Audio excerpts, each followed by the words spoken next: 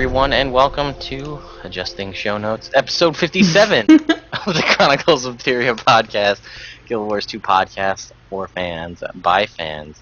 On this week's show, we have a special guest who will be interviewing Fornax from the Krytan Herald, who some of you that are on our forums may recognize as a very often poster on our forums. And I also have Naveen, and Brahms is back yet again. Hi guys! No, nobody else says hi. It's cool. Hello. Yeah, so we're going to be grilling her about her life and the Krytan Herald and things like that. And if she feels like staying around and we've got enough time, we'll talk about the Queen's Jubilee patch that released on Tuesday. If she wants to leave because she's, can't take us asking her any more questions, then she's fine and we'll keep going. But she's welcome to stay. So... Because depends if I put you all to sleep or not. I don't think so. No, you're going to be the first one who falls asleep tonight. You guys, it's like close to 2 o'clock. No, is it 2 o'clock in the morning? 1 o'clock? It's 2:15. Ugh. Nice. Chronicles of Tyria, we are respectful of time zones. So sorry. Girl. But thank you so much for being here with us. Thank you for coming. I'm happy to be here. Thank you for inviting me. Yeah, sure. And you're always welcome to come back. Lag's already fallen in love with your voice, so... Whatever. Shut up, Naveen. Talk about... Whatever. Making things uncomfortable. My job Only one. succeeded. People on Twitch TV are freaking out that they love her voice. So, there you go. Huh? So, See? you have a beautiful voice. People are saying, oh my, that voice melts, and then such a nice voice, oh me too, lol. So, no pressure. Oh, man. Good. Gosh. So, if you ever want to come back. Yeah.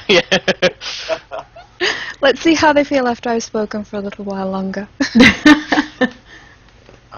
So, we're just going to run through some quick Chronicles of Tyria stuff quick to get that out of the way so that we can get to the main meat of this. Yes. So, Naveen, can you actually throw the camera to me for just a sec? It's already there. Oh my god, that's not the right screen. I'm one It's step the ahead right- of you. And I'm going to minimize all of these things, and we are going to get to the spinner, just so I have it there. But more importantly, is this, which will go to full screen. Oh So my we God, didn't have a I ton almost see it. of... it's going to... It's a fruit machine. No, it's not. I'll move it over. It says fruit machine. Oh, it's Not a a- typewriter. It has names. Yes. Okay. These are the... Oh my god. This is the What? list of people that are going to be entered into the raffle for this week, or this month rather. By this month I mean July, who reached their 8 participation points in our guild here. So it was actually Brahms, you're there. it's a pretty low participation month, but What do you expect? It's summer. yeah. We had a lot of people out, too, so a lot of our normal events weren't going on. That was a big part of it, I think. Yeah. Sorry. So we're gonna click this, and we'll see who wins the random prize for July. Typewriter. It's Brahms. M-O-O-B. O-S. Oh, I think it's Brahms. No, it's Brahms. Yay. Bombs. Alright, so congrats, Brahms. I'll have something on its way to you after the show. Thanks. So- Awesome. Yay for you. That's awesome. Sweet. Then, I also just a quick congratulations to one of our members, Amy, or Amy, or May, or Amy. Thingy, whatever. It's you Amy. ever- It's M-A. I call her Thingy, because that's what Casey calls her by Okay. accident. The thingy.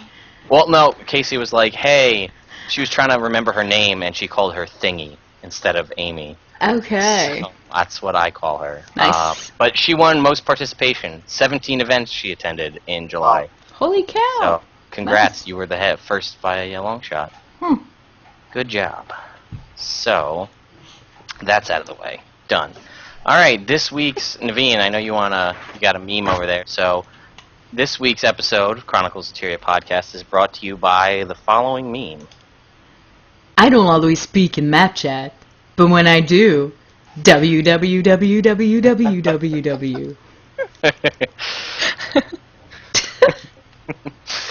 So That's my favorite one ever. yeah, it's one of the best memes I think we've ever put together.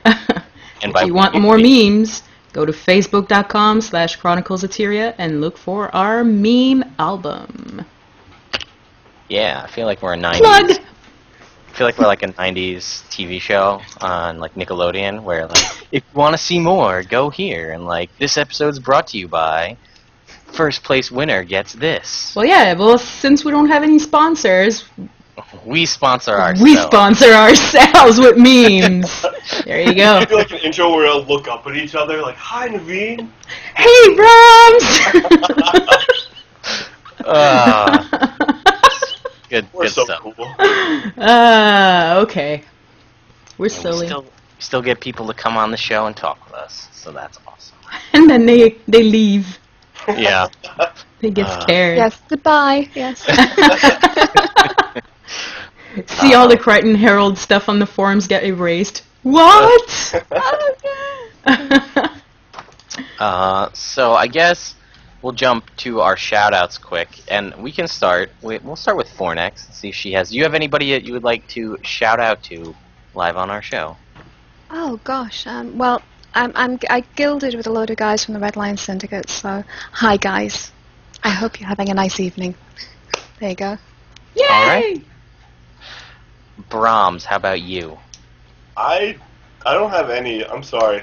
I know it's lame, but I don't. Oh All right. God. I know. How about you, Naveen? I know you got a whole bunch, so let's I do. drop the hammer here. I have. Sorry. I have a shout out to Christina, who is actually in our guild, but she has a blog, and I'm not sure if she's had it for a long time, but I just recently found out that she had it.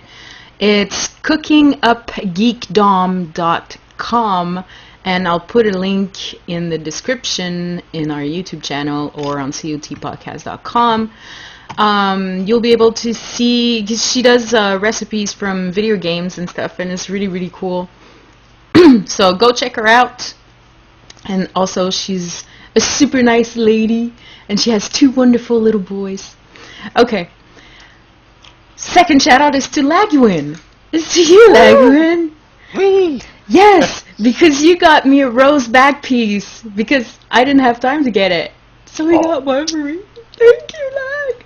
It's You're so welcome. nice. Totes adorbs lag. I know. I'm Soups Adorbs. Adorbs. And what was that?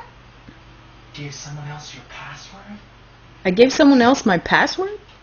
How did No, Aaron, I sent it to her. My back... I don't know. My husband's on drugs. Tell him that I sent you the item as a gift. Lag sent me the item as a gift. Oh. He thought you let me log into your account, then get you it on your account. Why would I do that? When we have an in-game mail system. Because your husband's nuts. Stop touching my You lo- wife's bits. Exactly. We love you, Aaron. Lag says he loves you. I don't. I'm kidding, I love you. I have a shout out to us, Chronicles of Tyria, especially on our YouTube channel, because we've reached 100 videos. Your last lore cast with Brahms and Al Cardellina was our 101 video. So shout out. I didn't even know we had that many videos up. We have a lot. I mean, we do have some silly ones mixed in there. Like I think there might be a couple of guild events that we streamed live. Like the first time we did a guild rush, and there's a couple of Casey's music videos, your guys, your songs, and character creation things.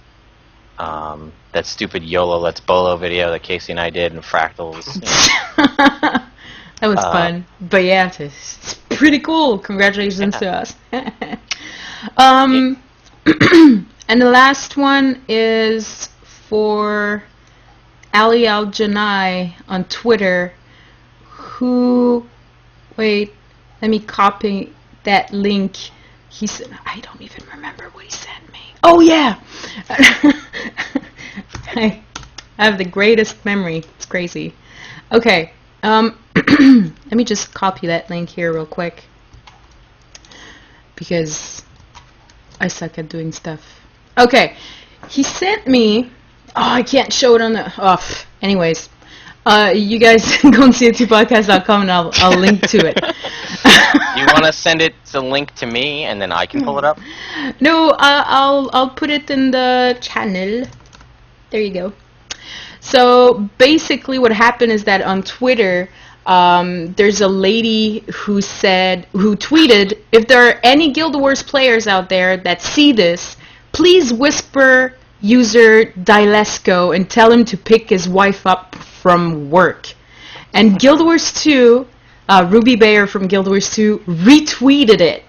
So needless to say that, yeah, he basically got the message. I'm pretty sure that he got like a ton of whispers. And she said, thanks for the retweet. He's on his way now. Lol. Hashtag Guild Wars 2. Thanks for the update and go easy on him, Ruby Bayer said. So that was pretty funny. Yeah. Gosh, Guild Wars widows, poor woman. Yeah, seriously, right? I know, right?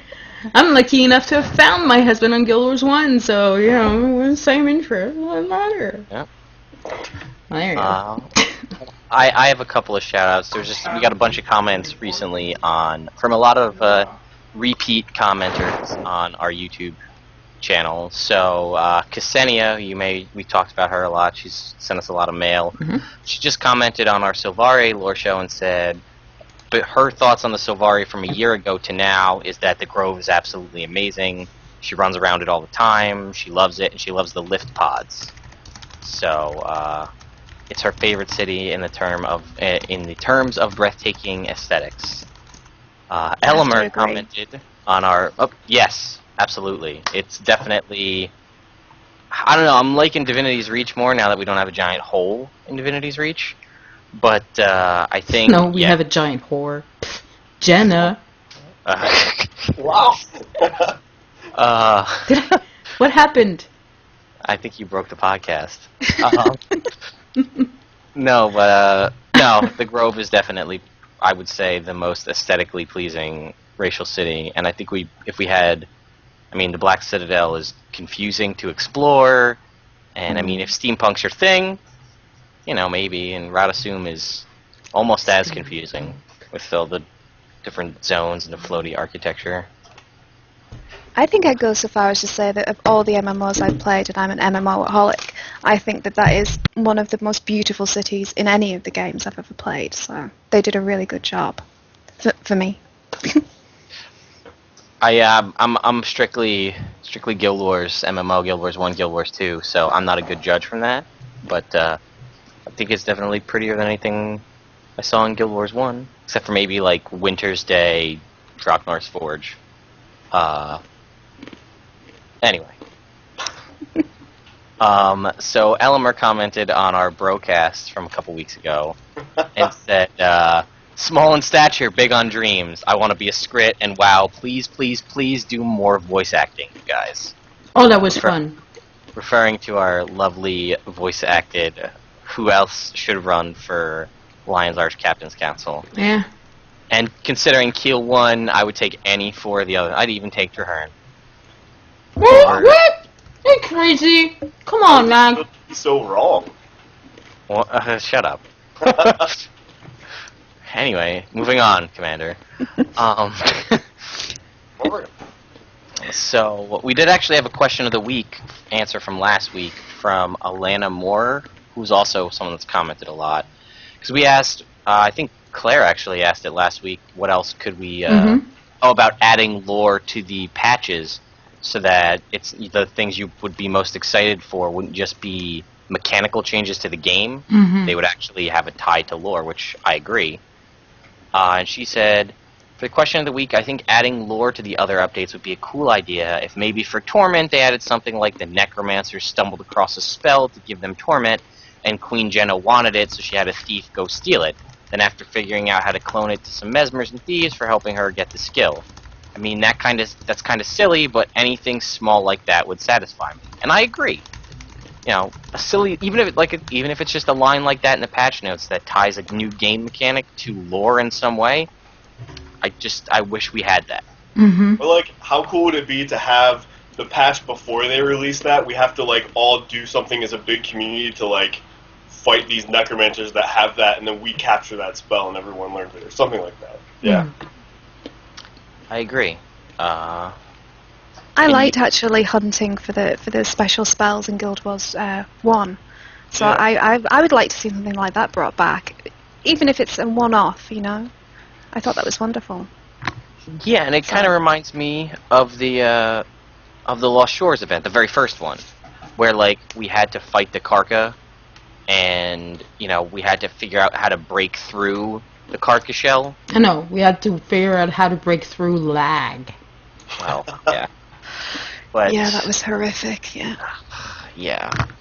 But I mean, it was one of their very first like big event, like giant event. So I gotta give credit to ANET for that. But Yeah, but why have that and a free weekend at the same time? I mean, what genius thought of that? I ask you. Darwin Awards time. I mean, come on. I forgot about that. That was the free play weekend was the same weekend. yeah, And also, so if you people were think like, about "That sucks." That's actually it was on a weekend. You know, now we're getting it every Tuesday, every other Tuesday. Mhm. That was like that event came for the weekend and then it was gone. Yeah. Which was, I don't know. Terrible. Well, it's great if you're there and you get the kudos, but if it's supposed to be a casual game, so it's either casual or it isn't. And if you can't log in, if it's over a week, that's fine, you've got an opportunity, but if it's one day, one event, and then the servers fall over 17 times, you can't expect people to be tolerant. Mm-hmm. It was a very good learning experience. Yeah. Learning experience. Yeah, I gotta agree with that. My Naveen- husband thought I was PvPing, I was so annoyed, and shouting and swearing at the television, so he just went away. Yeah, I sitting through that lag like what? I'm dead. Everybody around me. Oh, there My was a skills Karka. aren't working. Karka rolled through here like a Yeah. half an hour ago, and we're all dead now. Awesome. There's also like, I pushed the button to use the skill, and there it goes. Okay, good. Yeah. That was, Yeah, trust me, I'm a little bit of an expert on lag. LOL. Just That's true. throwing it out there. That's awful. That was great. Do it again. Thanks, Reps. Naveen, if you could throw the camera to me for a sec, I'll just click the spinner so that Oh yeah. I can see Oops. how much Alana will win. So, for answering. So here we go. Oh! 2 gold. Alright. Alana, I think I have your in-game name from a while ago, but if I don't, you'll have to send it to me so that I can send you your 2 gold. Alright, so, Did you have any shoutouts? me? Yeah. I did actually, I came across, actually, leave that on me, let me switch it over to this. This will be funny. I think you have at least 6. 6? Yep. I do? Yep. Where? I don't know. From last week's show. Oh, no, I'm not counting any of that. Because Naveen's a jerk. I misunderstood. I'm not a jerk. I did want to comment on this, which I found today, since we are, if you can throw the camera back to me for a second. Yes. Since we're going to be talking about the Krytan Herald, which is like a newspaper, I came across this Orator website. Mm-hmm. Didn't even notice this, but this is like this is a Guild Wars 2 kind of newspaper site as well. Is anybody familiar with this? Yeah, yeah. It's really funny. It's all, not parodies, but GI Logan's used Siege Emporium, buy, sell, trade. That's pretty awesome. Yeah, so this is orator.com. I just kind of stumbled across this, and I feel like I'm way out of the loop, but definitely check this out. There's a lot here, and here's stuff about Meep, the the MOA from the MOA races. So I would check out this website. Pretty cool. Queen's Jubilee marred by complaint. Woman hoarding all sorts of crap. It's almost like a Guild Wars 2 version of The Onion. Exactly. Yes, actually, that's yeah. exactly what I would describe this as. Yep. And I did find this one other thing that people were talking about Sylvari Fernhounds, how there's a Sylvari dog in the game. Why don't we have Sylvari cats? So this person made a prototype Sylvari cat. What? So I thought I had to put that up because I know it's on the internet and everybody loves cats on the oh, sweetie, come see the Sylvari cat. internet. Yeah, you just have to know see that him. cat is going to be shitting in I its see owner's from here. shoes, don't you? You just know it. Is it a giant lettuce on its It's on his back? face. Yeah. Like, you're gonna die. Yeah, exactly. Yes. So That's awesome. you guys would appreciate Sylvari cat. I So, want I think they one. could take that exact model and just throw it right in the game. We have a kitten. Yeah. I mean, there's ceiling cats in the game in the weird glitched out Cauticus's Manor thing. Why not Sylvari cat? So yeah, Alec Cardellina in the chat says new mini. Yeah, definitely. Oh my gosh. You So- people who are downloading the episode and can't see anything, I suggest that you go to our YouTube channel and look into it. Yes, or come watch us live every Thursday night, 9 p.m. Eastern Time, twitch.tv/Chronicles of Tyria. Yep. So, yeah, I have one other little shout out that's from Fishbait on our YouTube that says, I can envision Naveen raging at the Logan comments next stream. He. And you know what? I wanted to listen to the lore show because I wanted to upload it to iTunes and all that, but you don't have the MP3 yet, so I can't. But I was listening to it on YouTube, but then I was at work, so my boss kept interrupting, because that's what bosses do, and then I couldn't listen to it, so... It was very respectful of Lo. You'll like it. Oh, especially when you get to see the lovely image that I have on screen during that conversation. Brahms, don't make me hate you like I hate lag. Brahms doesn't know. I don't think he's seen the image. No, I That mean, was- he was there on the lore cast. No, it wasn't. I don't know. No, señor, no, señor. So anyway. Alright, let's back on track here. Naveen, you had some news you wanted to discuss as well? I did. Okay. Let me see. Where is that? Oh, yeah! For those... Well, see, I did all these notes at work, so I was half paying attention to what I was doing, so it was like, where am I? I'm there. Okay. So, for those who are familiar with Gamer Giving Back, they have the Pink Day in LA last year, and it was hosted by Gwen, also Guild Wars Entertainment Network. I'll post the link in the chat room, and those who are just listening to the episode are going to be able to see that on CoTPodcast.com. I'll post the link there too, but they are looking for volunteers to help them with the next Pink Day in LA. So if you're really into the community, the Guild Wars community, and cancer awareness is something you not like. I don't words. Support. Promote. Yeah, you want to support it? I highly suggest that you contact them, and nope, that's not the link I wanted to post in the chat room, but anyways, I'll post it after I'm done talking, because obviously I can't do two things at the same time.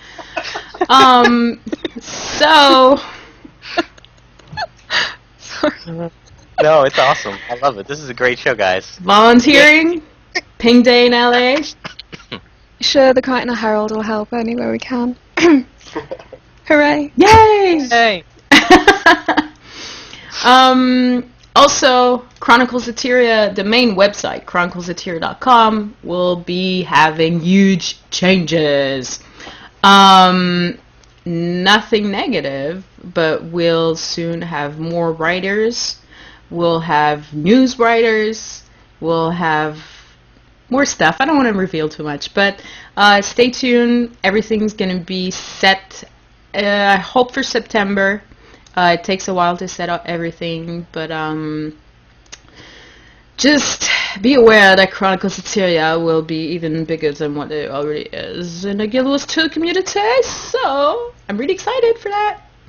Yeah, we've got a lot of good stuff coming. We're doing a lot of changes, adding more people so that building teams, as it were, so that we can put more content out regularly, and that way it's not like me and Naveen and Casey trying to run doing stuff, everything, and having no time, notes, editing, filming videos, running around in game, taking pictures, or now me and Naveen and Brahms. So yeah, because Brahms is but we're working on that. I'm working on. I think we talked about it last show, possibly, or maybe that was on a guild meeting. But I'm working on a review series for all of the content that comes out, since we're getting content every 2 weeks. Mm-hmm. I'm waiting a week after the content's been out, so I don't spoil anything for anybody, and then I'm releasing video and voiceover reviews of the new content, and not too much opinionated stuff, so it's mostly unbiased, but to let you know what's going on out there. And I feel like I suggested this and I was all pumped, and then Wooden Potatoes dropped his video today that's like, here's a review of The Living Story since it came out, and I'm like, you son of a bitch.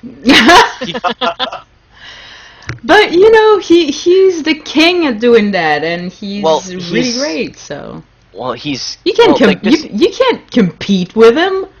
I'm not trying to compete because that's not lore. He's a lore expert, but now he's trying to steal my mojo. Start another one called Lagywn Potatoes. Oh my god! Perfect. What? No. Fun. Lagywn but anyway, potatoes. I'm gonna start a review series, and it might not just be me if I get sick and tired of it. It might be other people, like Naveen, maybe. Huh?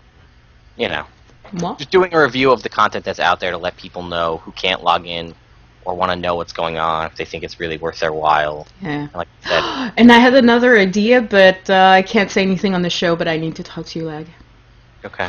I have other ideas as well. If you guys would like to submit lore bites, like you have ideas, you're like, oh, this is a really cool thing I stumbled across in Guild Wars 1 or Guild Wars 2, and it could be covered in under 5 minutes, and you would like to do it, but you want us to host it, send it to us, and we'll post it on our YouTube channel. We're working on trying to get those back, but it's kind of in limbo with Naveen still on vacation, and just me doing it because Casey's not around.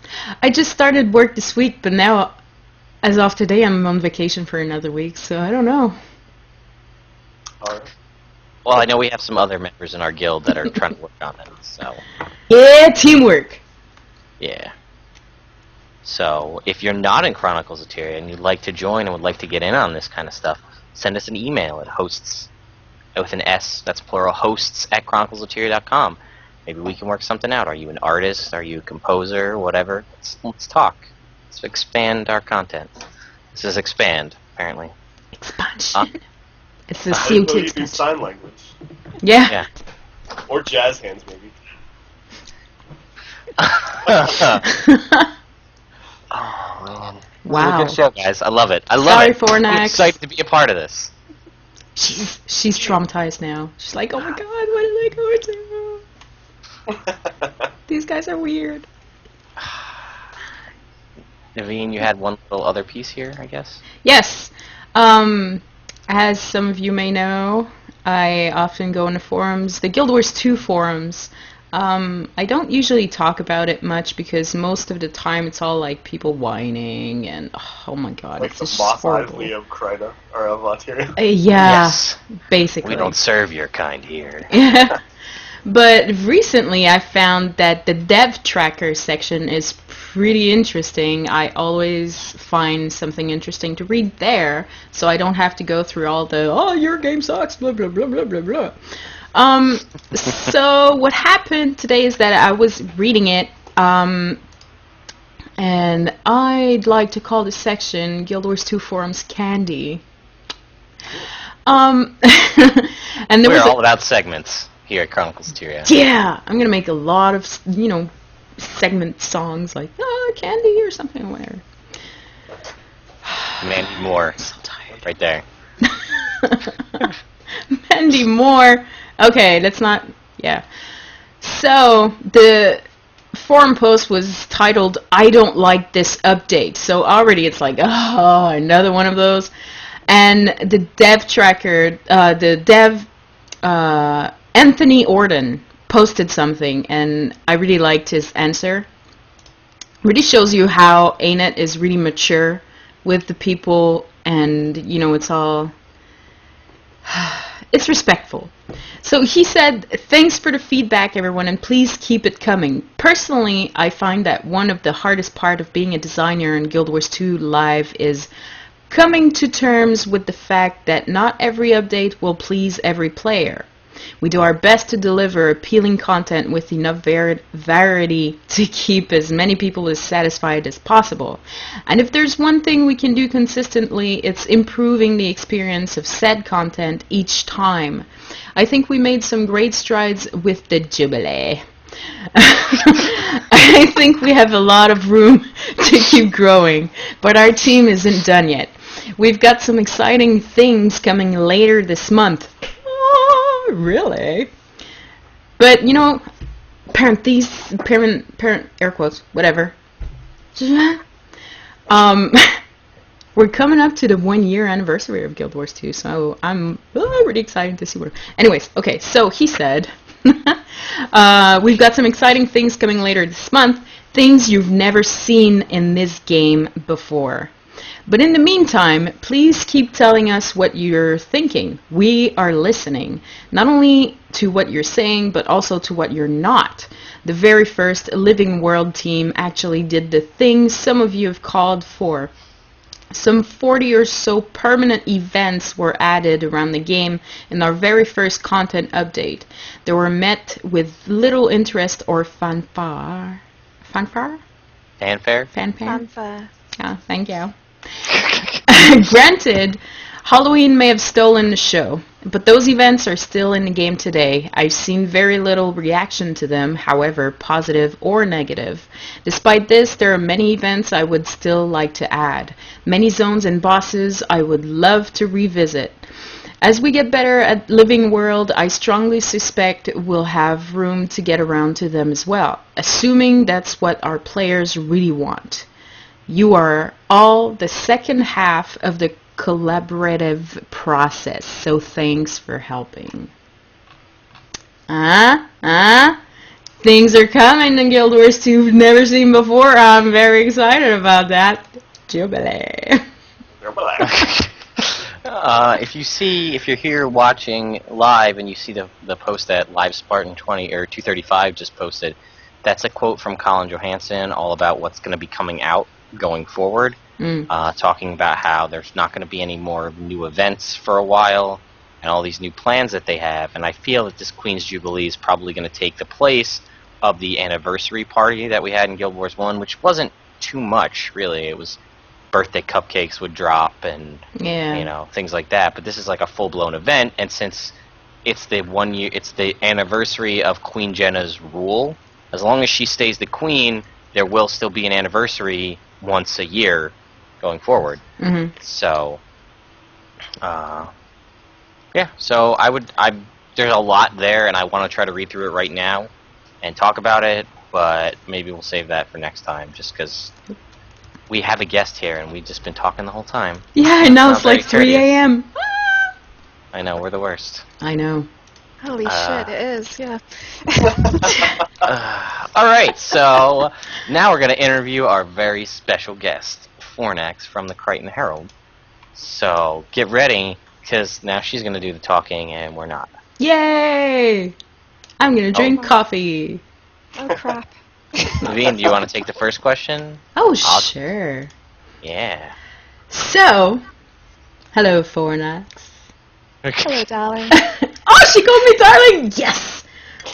I got shotgun on lag. For the people who don't know, he just quit the game. I'm just kidding. Let's go. No, you're not. You're secretly No, I'm not. very jealous. Shut up, Naveen. Okay. For the people who don't know, what is the Krytan Herald about?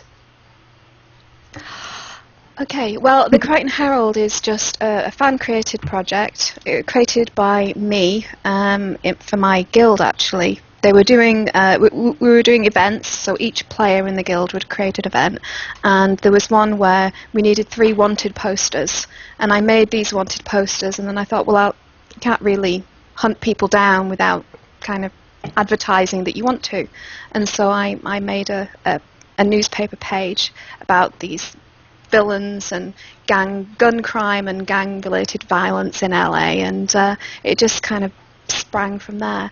And what it basically is if you have a story, like a role-playing story or an out-of-character story, you send us the text, I format it, put it into the format for the Herald, which is all kind of oldie-worldy, and then we produce it, it goes onto the forum, and you can use it however you like.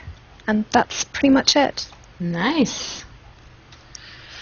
Yeah, and if you're on Chronicles of Tyria, CoTforums.com, she's there posting religiously just about every day, more or less. So if you miss out on any updates, you can go into our classified sections where people promote other works outside of Chronicles of Tyria.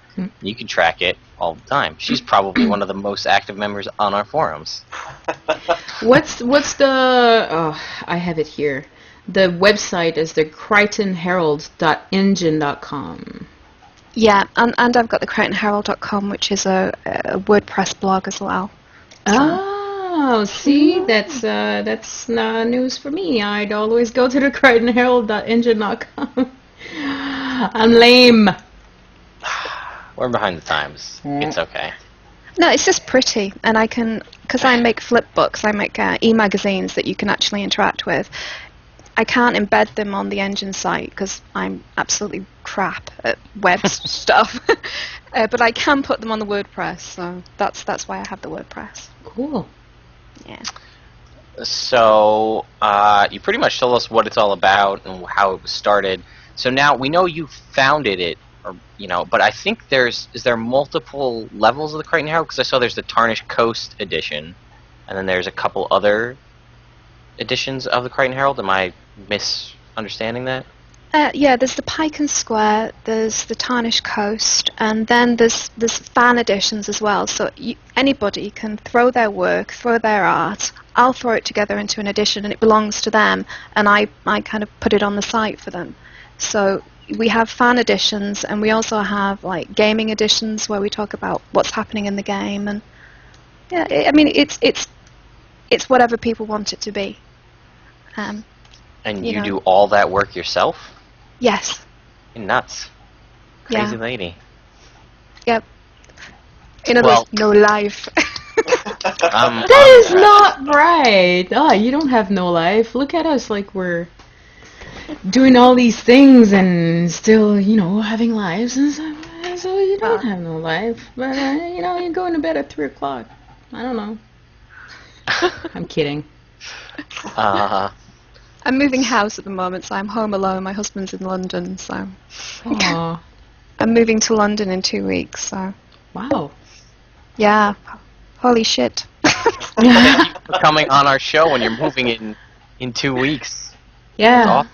Her computer's on a box and she's sitting on her microwave and I'm sat on the dog. No, it's fine.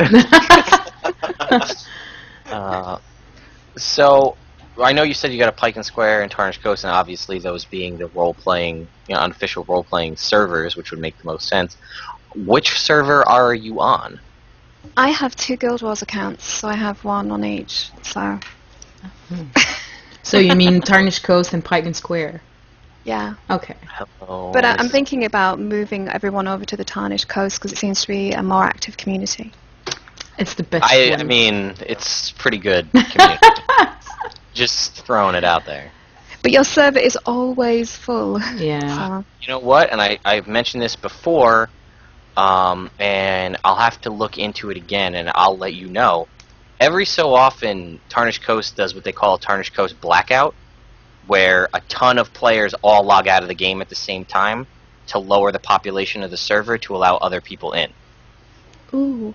So I forget, and I'll look up the. I think it's one of the Tarnished Coast's main, like the Tarnished Coast server website. Some of the people put together, and they schedule it, or people can request. Yeah, Al Cardellina says check the forum site. I think it's on the Chronicles of Tyria, or the Chronicles of Tyria. I'm sorry, the Guild Wars forum. You can see stuff like that, and like I said, I'll let you know what it is. But people will mass log out to allow other people to transfer in. Yeah, that would be smashing. TCGW.com. Yeah, tcgw.com is the website. Thank you, Claire, for posting that. Yep. So, yeah. Oh. tcgw2.com. Yeah. So, alright, Naveen, you wanna... Next question. Or Brahms. Yeah, Brahms. Right. Well, you mentioned that you started the magazine for your guild, so I assume that you're still with that guild. Can you tell us more about that, and if it's open to everyone, or exactly how that works? The guild is the Red Lion Syndicate, but unfortunately all the chaps have kind of gone off with new shiny toys now, so it's a bit of a wasteland of a guild, unfortunately. So I am actually looking for a new home guild, but we haven't. But I do have a Krytan Herald, so if people want to be reporters in game and they want to roleplay as reporters, they can put the Krytan Herald tag up, and it's got news, and everyone talks to you when you have news above your head. So, yeah. RoboVin in chat here says, one of us. Oh my gosh. Oh, that event was cool though. Suicidal little princesses. Yes, that was a good event. That was crazy. So, alright. So, Naveen. Well, I guess we kind of answered the question about your guild kind of already.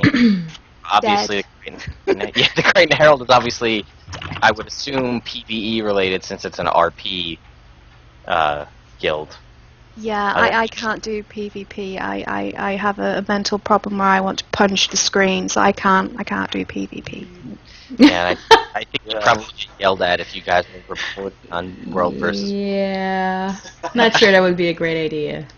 I don't think people would like that. Even though I've seen it happen, they get usually RPers in World v World get. I mean, if anyone wants to write some PvP stuff, if they're passionate about it and they want to write some stuff, hey, I'll put it out there. But shit, I can't do it. It blows my mind. I want to kill people. It's not good.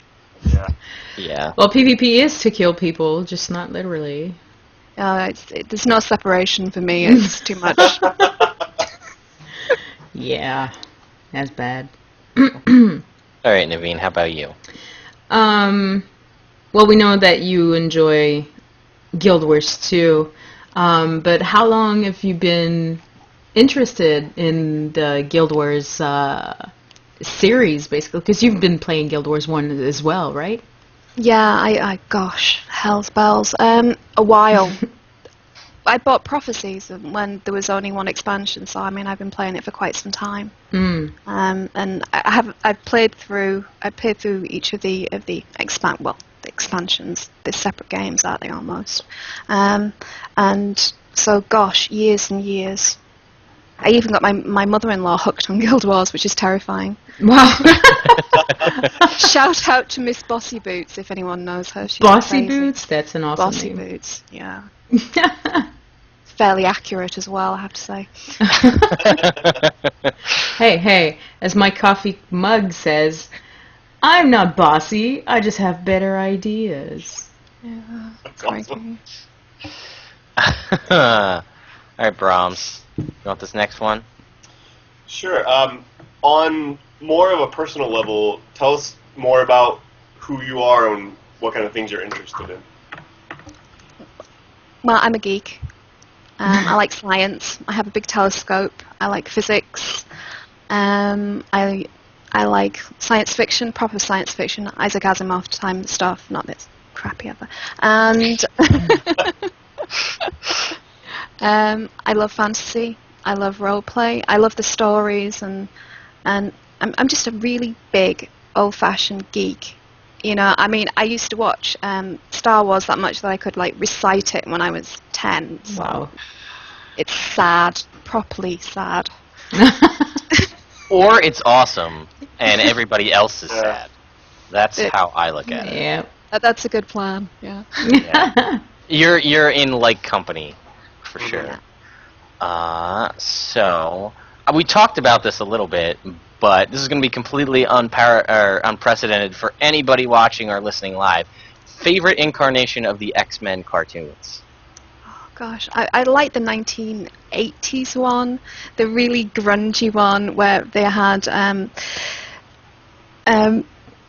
they had Wolverine in like yellow spandex. It was terrible, but it was wonderful. It was awesome. Sorry. You know, and everybody's favorite Jubilee, she was in it, which is...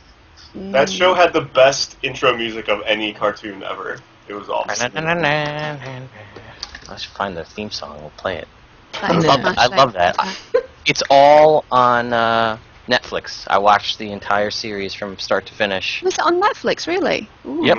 It should still be there, so I watched the entire thing. And I've realized, after watching a lot of X-Men cartoons and reading a lot of X-Men comics and movies, if you don't know a lot about the X-Men in general, that's really a pretty good way to get a lot of fairly comic book accurate information on the X-Men, I would say. From the way No, they depict it's a good certain series. things. Absolutely. Go watch It's- it if you're too young. It's just good stories as well. It's not all wishy-washy. There's a lot of guts in it. I remember one where there were all these mutants living in the sewers. Do you remember that one? That was really a good storyline. Morlocks. Gotta love it. It's so good. I mean, I liked the 1990s X-Men Evolution cartoon. I thought that was pretty good, but it was different, and it was, you know, when they were all teenagers still and living in the mansion. And even though the newest incarnation, Wolverine and the X-Men, on Nickelodeon, Wolverine's too tall. You know what? Whatever. She's excited. She's the one staying up late. Naveen, what's your favorite X-Men cartoon? Yeah. Wolverine, because he's Canadian. That's all. That's okay. Brahms. Hugh Jackman in anything, as long as he's not wearing a lot. Yes, and he's running. Lots of running, please. Yes. That's a very good idea, too. So Brahms, how about you? Favorite X-Men I'm cartoon? flustered all of a sudden. Is Hugh Jackman shirtless getting to you? You look pretty red. I don't know if that's your lighting. Yeah. Yeah, no, all the blood just rushed to my head all of a sudden. How Gosh. did you get started in gaming? Well, I mean, I kind of started by killing Lara Croft in various and unusual ways. What? It was the noise of her breaking bones, you know. Do you remember it in the old games? Swan diving off the top of something so you can crash. I know. Yeah, actually, I swan dived today. I was in the city, and you know they've got the hawk, and you can run up onto the hawk's head, and if you jump off, you fall, and then you zone, and then you fall again and die. But sorry, I interject. Yeah. No. So you are just a fan of suicide jumping, I guess, in games in general. Occasionally. But do you get vertigo in Guild Wars 2 when you're really high? That kind of nervous feeling. Mm-hmm. Is that just my psychosis? You have an extremely high repair bill in Guild Wars 2 from just jumping off of everything. All right, we're gonna go run up here. We're gonna do this. There's this boss over here. We're all gonna go it. It's up at the top of this cliff, and she's just like, nope, nothing to see here. Jumps off. See you guys later. I love jumping puzzles, but I am just the worst at them. So I could be like for hours, especially that one in the PvP area where it's people shooting off, and oh, good lord, Yeah. suicide. I hate going into the mess for the jumping puzzles. Oh my god. I That- could that talk would about make me that for. quit World v World. Mm-hmm. Time that I did, I was like, I'm never doing it again. I hate this. Yep. Flip a table. No, wait. All my equipment is under. But I would flip a table. Here's some World vs. World jumping puzzles. Oh, Jesus. You just do it nude. It's simple. You mean in Simple, just real take- life nude, or? Well, aren't we all? I am. That's why she doesn't have her camera on, guys. Yeah. Ratings jump too much because, I mean, you know. Oh my gosh. Okay. I do remember the first time that we went into the catacombs and we were killing, and you know you could like nerf it by running, and everyone was naked trying to kill this boss. It was terrible. Oh gosh. Fun times. So, actually, El Cardelina in the chat says, if you play The Sims, do you kill your Sims too? Or is it just suicide by jumping? I can't. I played The Sims on my phone when I was doing a really boring job. I'm an accountant by trade, so you can imagine how boring that is. And I almost lost the will to live myself because you have to go to the bathroom and you have to eat and you have to do this, and if you don't entertain it enough, it doesn't want to do anything else. It's terrible. It's a horrible thing. Oh. My problem was. And you have a dog! Two. Oh, it's horrible. I have to entertain it. Ah! My Sims had more active lives than I did, and so I was like, yeah, I'm gonna not play this game anymore. I used to put mine in the pool and remove the ladder, so that's how I would build my cemeteries. That's awful. But none of the villages had cemeteries, so I had to make one. Or you just like put 4 walls and a bunch of ovens, and you put a family in there, and they start cooking, and they're like, I don't know how to cook! Ah! And they all burn. Tonight on Morbid Cast. Yeah, really. Just wow. Okay. And you thought you were poorly adjusted, and then you've got 3 of us. Yeah. Alright, well, we mentioned a few other games there, so your favorite game of all time? Oh. I know that's a rough one to put you on the spot Seriously, for. Super Puzzle Fighter 2. It is awesome. And Yeah? Yeah. Puzzle That's terrible. Fighter? MMOs, I love all of them, and Guild Wars 2 is fantastic. But for just drunken kicking the shit out of the people around you, you can't beat that game. Alright. I'll write that one down for later. Naveen, you want to take the next one? I don't even know where oh, yeah. Oh! You want to bring it back to Guild Wars 2. Okay, I get it. So what's your favorite race and favorite profession? I like the Elementalist because it's just huge amounts of fun and fireworks, and the animations are really big and bold, and it's really lovely to look at, and it's fun to play as well. I mean, you fairly squishy glass cannon, but it's fun. and I like the Sylvari because they look weird as hell. You can make them look seriously strange, and it's nice. It's all big tits and ass, isn't it? The rest of it, and it's just Do they? I never noticed that. no. They don't? Do they? Now I gotta make a Sylvari. I'm gonna go make a Necro. Oh, you can make the black skins and stuff. Oh, it looks amazing, and you glow in the dark. I mean, who doesn't want to glow in the dark? Yeah. There's 2 Sylvari faces. They're like Ninjas? the last ones you can pick. They have like stuff growing out of their face, and it always reminds you of that meme. It's just like people looking at the camera like, "Kill me."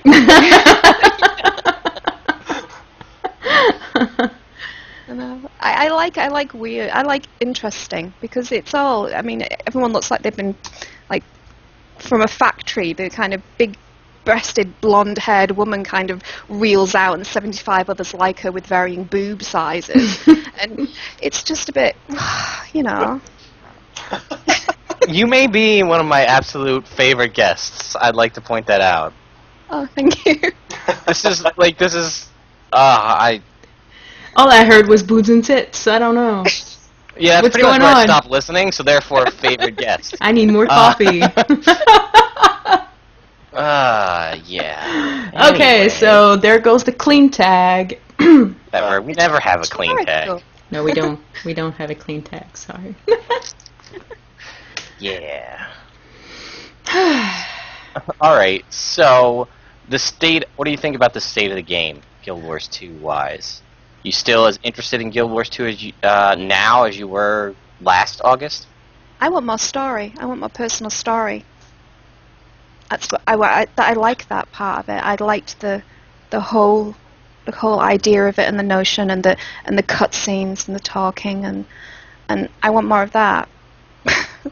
That's what I. Yeah. Or Traherne too? No. No one wants Traherne.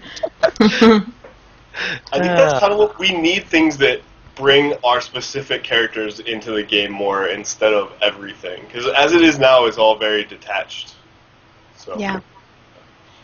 Yeah, and that's, like, I feel bad because that's what they said they were going to try to do with some of the Last Stand, Final Stand, South Sun content, because Farron was there. Or, I'm sorry, not Farron.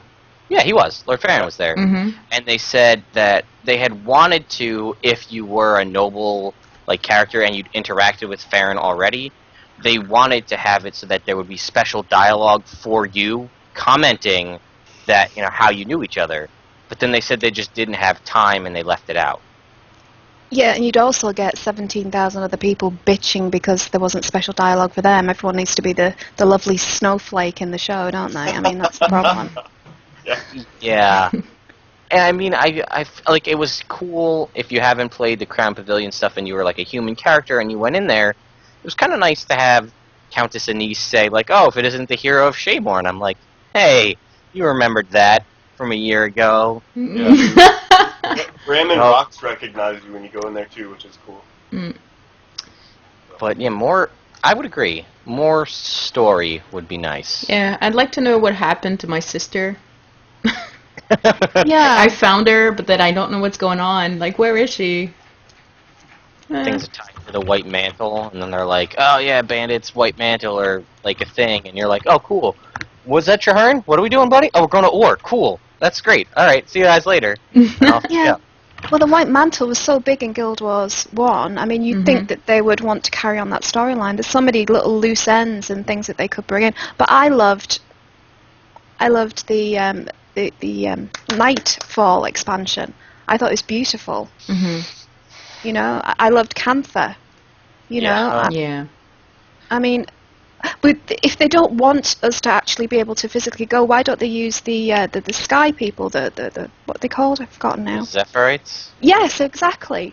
Oh well, you want to go to Cantha? Jump on a ship. They go to Cantha. You know, I mean, even if it's only a port or an island, they could bring in the art and the culture and a bit of lore. Yep. I would love to see maybe some of the stuff that we have happen in the dungeons, you know, like how Carolina kind of brings it up here. You know, she mentions King Adalbern, but you go through the process of getting the swords in the story mode of Ascalonian Catacombs, and technically, wasn't it both of those swords come together and that should stop the ghosts entirely? When you reunite Ritlock's sword, Sahathan, with Magdair, is supposed to possibly cancel out all the ghosts in Ascalon. I mean, Imagine the world change that would happen if that were to happen. I already got my Ghostbuster achievement, so I don't care. Let's just get rid of the ghosts entirely. That's like the first achievement you got, right? I ain't afraid of no ghosts. Just gonna put that out there. That I think that is missing from the game, though. Real change. I mean, I hate to talk about WoW, and I'll probably get lynched here, but in the last expansion, in the Cataclysm expansion, they had all this this phasing technology where you'd actually go through a zone and you'd actually physically change it permanently for you because you'd done these things. And I want to see that would be great because you feel like you're a nebulous entity running through this beautiful world, and you have about as much effect on it as a bloody butterfly. You know, there's no, you're bouncing. They put the glass there and you're bouncing up against it because you can't change anything no matter how much you do. Mm-hmm. Mm-hmm. So No. frustration. And that they actually kind of had that through the Winds of Change content, Guild Wars 1. I don't know if you played through any of that, the kind of extra content that they added. The Beyond stuff. Yeah, it was the whole Ministry of Purity content that they added for Kantha, where it would completely change the afflicted characters. If you completed all that for you, there would be like no more afflicted characters anymore. Like afflicted enemies. They'd be gone. Oh gosh, They'd be no, I never got replaced. to that part. Oh, that sounds wonderful. It's really long, but yeah, they did that. I mean, it was towards the tail end of the Guild Wars life cycle, but you know, that would be great. Legitimate change, like Traherne's all about cleansing ore. That's his thing. You know, his Wild Hunt is about cleansing ore. Like, we spent so much time with him. Like, throw the guy a bone here. Give him his own story. Let him cleanse ore. Keep my story separate. You know? I know that's one thing we talked about back when the whole South Sun thing was going on, is that it would have been really nice if you could have actually teamed up with Canuck or done something there, and it'd be nice if we had a choice as to what path we took instead of just kind of being forced onto a path. Because there are certain NPCs that you can sympathize with, and especially if you're a role-playing character you can sympathize with, but you don't have any options to do anything with them other than what's already pre-programmed, and I realize it's difficult for them to do that, but it'd be nice if we could just have some effect on things instead of just following along to NPCs. Mm-hmm. Well, yeah, but it's also, you want it to be meaningful as well. Everything, Right. all the little choices and the little things that I picked, they didn't seem to have a huge amount of consequence attached to them.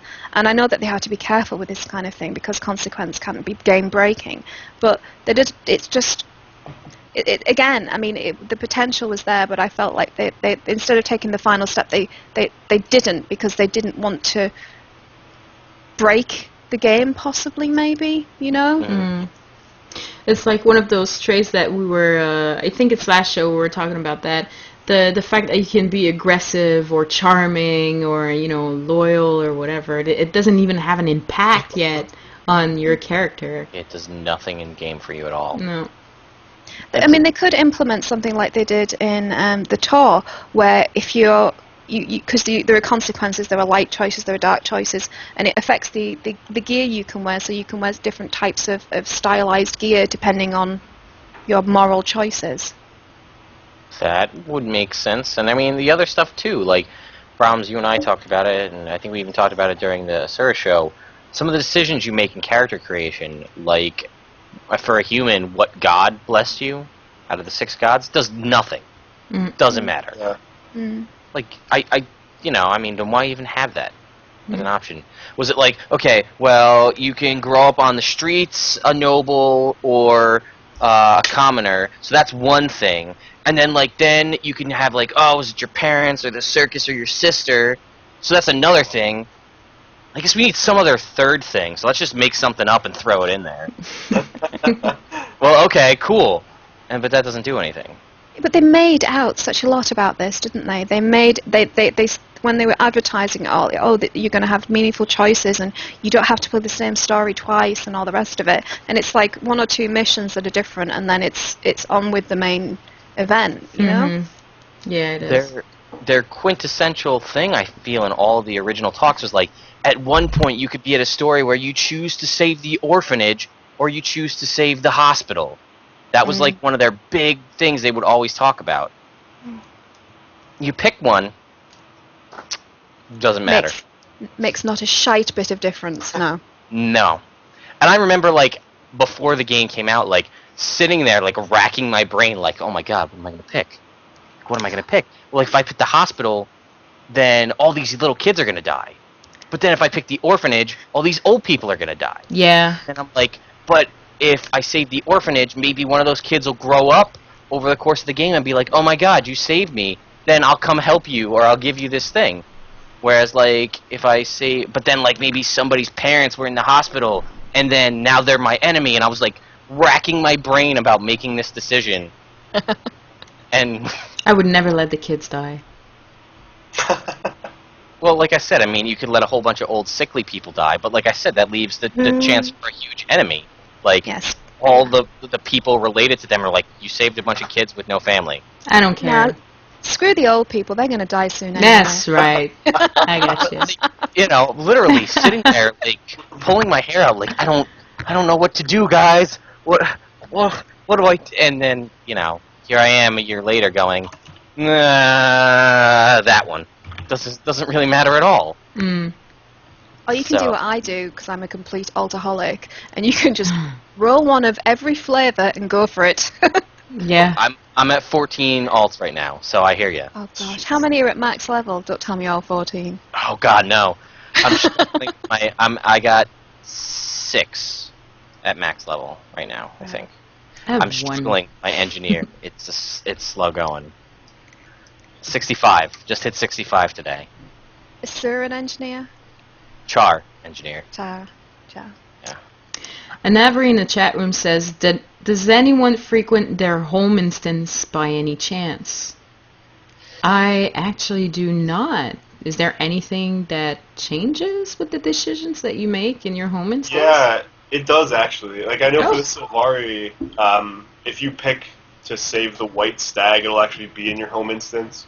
Oh. Same with the 2 brothers, they'll be in there. So it does actually change, but not all that. I mean, I know that the orphanage will be there if you save the orphanage. Yeah. But then I look at it the other way. We were kind of talking about it, or I was talking about it before.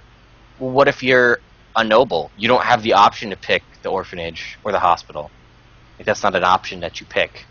But I think one still burns down anyway, even though you're not there. Mm.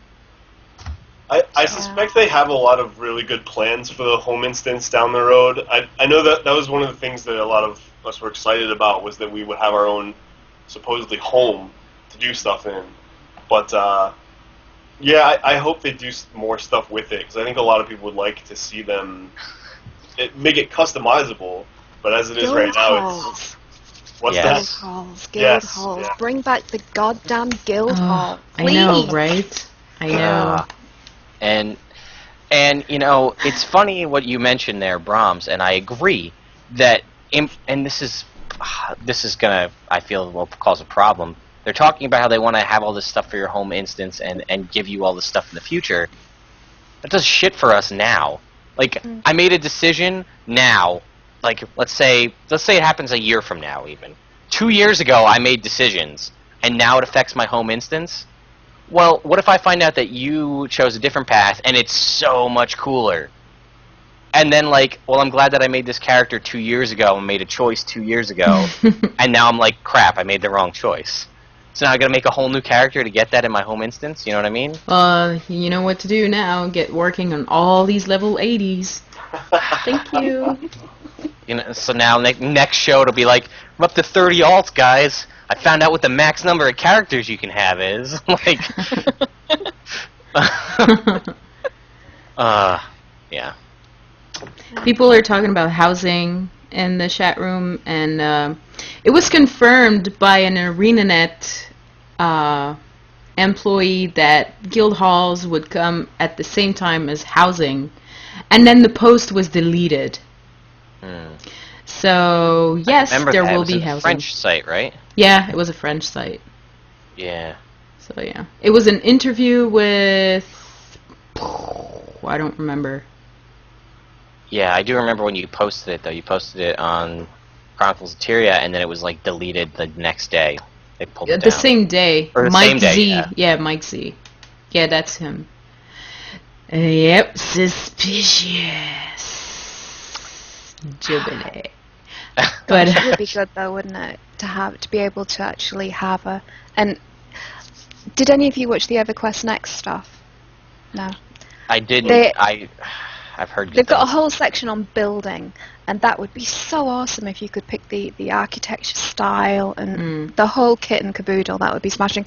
Or they could have specific quests where if you want this theme, you go out, you have to do all these things. I don't mind working for the stuff, you know. I like it actually. It has more value. I played EverQuest 2, and the housing system was really, really cool. Like, you could get rewards in game and display them in your house too, and you know, it was great.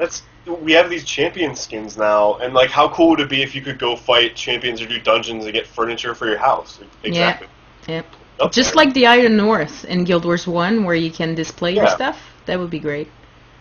Guys, I just went to Raw Explorable today, and here's this really great undead couch that I have that you can come sit on. Shit, that sounds like something my Squishy. husband would actually buy. Oh, my God. Well, I guess we'll ask you our last official interview question here.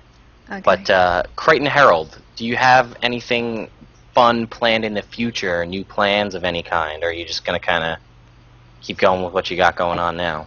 It's kind of evolved already. It's changed its name. It's called the Herald Project now, Okay. because we expanded into WildStar and into the Elder Scrolls Online. These are games that are coming up. We've been asked to do something for the Final Fantasy MMO, which is out on the 24th, I think. The pre-game starts, and also a few people from EverQuest have asked for the next if I would do some stuff for them. So, yeah. Sounds like you're going to be pretty busy. Yeah. Yeah. Well, maybe. Well, this again so far one of my favorite podcasts. I think we've had a pretty great time so far. I'm pumped. And if she feels like staying up, it's only going to get better. We don't I'm want happy her to to stay around. I'm happy to stay around. It's good fun chatting to you guys. Yay! So I think for the first time ever, I have fan submitted random acts of kindness to What? put out there. Or, I have several. Or the raw okay. Alright, okay, random acts of kindness. Raw okay. Okay. It's Yeah. not a thing. We're gonna come up with a jingle and like a card to put across the screen when we do this. Yeah. I've received 3, but I'm going to save them. I'm only going to do 1 in case we don't get any more. Oh, that sucks. The other people are like, no, you didn't choose mine. I other have to wait till people- next week. The other people are Jal, so it's okay. Oh, okay. Doesn't matter. He's in our guild, so he understands. Love you, Joe. I got him as in-game mails though, so I have to log in, and now I logged in, and all these nice people are rezzing me. Thank you, people in game. So this is from Aira Korgdotir. What? Say that 5 times really quickly. How tight? I'm sorry if you have another name that I don't know you by, like you're in our guild and I just massacred that. But I wanted to give recognition to Kitson and Airy Latreia. These names are awful. They're For not holding awful. You just have Well, a difficult awful time to pronouncing pronounce. them. Yeah. For holding at the line for Sanctum Sprint without being asked to. Kitsen especially. She's a regular sprinter and holds at the line if she's running with anyone without the sprinter first place title. She does it without being asked, and her kindness started the trend within everyone who was running in that session. So that's always nice to see fans come together to help other people get things that may be difficult, like getting first place at Sanctum Sprint. Mm-hmm. I mean, that kind of passed now that the living story piece of that is gone, but you can still do Sanctum Sprint in the activity rotation. Mm. So, Jal, I will do yours next week. And I'm sorry, and I know you just threatened me in game. Because he happened to be right next to me when I logged in. Good Oh, times. Jal disappeared from the guild. What happened? Oh. John got demoted. What? So next up, I think you all know what time it is. It's time to bust out your helmet here. Oh! Oh, is and this? your picks. Because it's time to go data mining. Data Gotta get a mine. data mine jingle. Oh, we What need a a data. lovely helmet you have there. It's very shiny. Thank you. It's from my work. It's awesome. So, and I have to do this because I can't actually hear what you guys are saying. So, because the helmet won't fit on top of my headphones. Mm. That's Build a helmet with headpiece in it. It'd be awesome. Oh, yeah. Kind of like, those beer hats thing. There you go. I don't know. Next time. I'm not Next going to do it live on the show. So, first up is probably the most useless item. Maybe the most useless item. random makeover potions and random hair tonics were mined out of the data mines.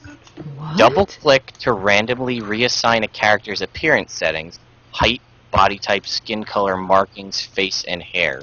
Race, gender, and profession will remain the same. This item will be consumed when finished. Can you Thoughts? throw them at other people? Because that would be hilarious. Oh my god, Oh, that'd that would be mean. Would be My, holy shit, that's like Russian roulette. No, thank you. Yeah, now I spend so much time like going, eyes detail, and then I want to make the nose a little bit longer, or now someone's gonna throw a random ball at me. It's like, oh, allocation. the thing it says random makeover potion and random hair tonic. And my thoughts are because of that maybe it's only a limited time thing. It's listed as potion and tonic. My coffee. Like you change yourself for a little while and then it goes back? I'm literally telling you I have that little description and then the Yeah. word random makeover potion and random hair tonic. I have no other information. But It couldn't be permanent. People would just queue like there was no tomorrow. Yeah. Yeah. Well, like, especially because I imagine this either being a drop from a Black Lion chest, or just a random drop, or maybe in the gem store. But who would buy this? No one would buy this if this was a permanent thing. Maybe it's not a random potion. It just means that you're gonna get this hair color type. It says literally random hair tonic. Random. That's the name of the item in Yeah. the game. But then you open the random, you get a blue hair tonic. Oh, Or like like a dye, yellow. almost. Yeah. Like unidentified dyes. Yeah. into it. Yeah. Maybe. Oh, maybe that's what it is. That would But make I don't know. more sense. A lot But more it does say for the makeover to randomly double click to randomly reassign a character's appearance settings. So I don't know. I guess we'll have to see. That maybe is this- very strange. Yeah. This next Yeah, one it has would been be. data mined before. Double click to increase the maximum stack size of all bank collections by 250. Whoa, that's So- huge. So that's So- 500 each?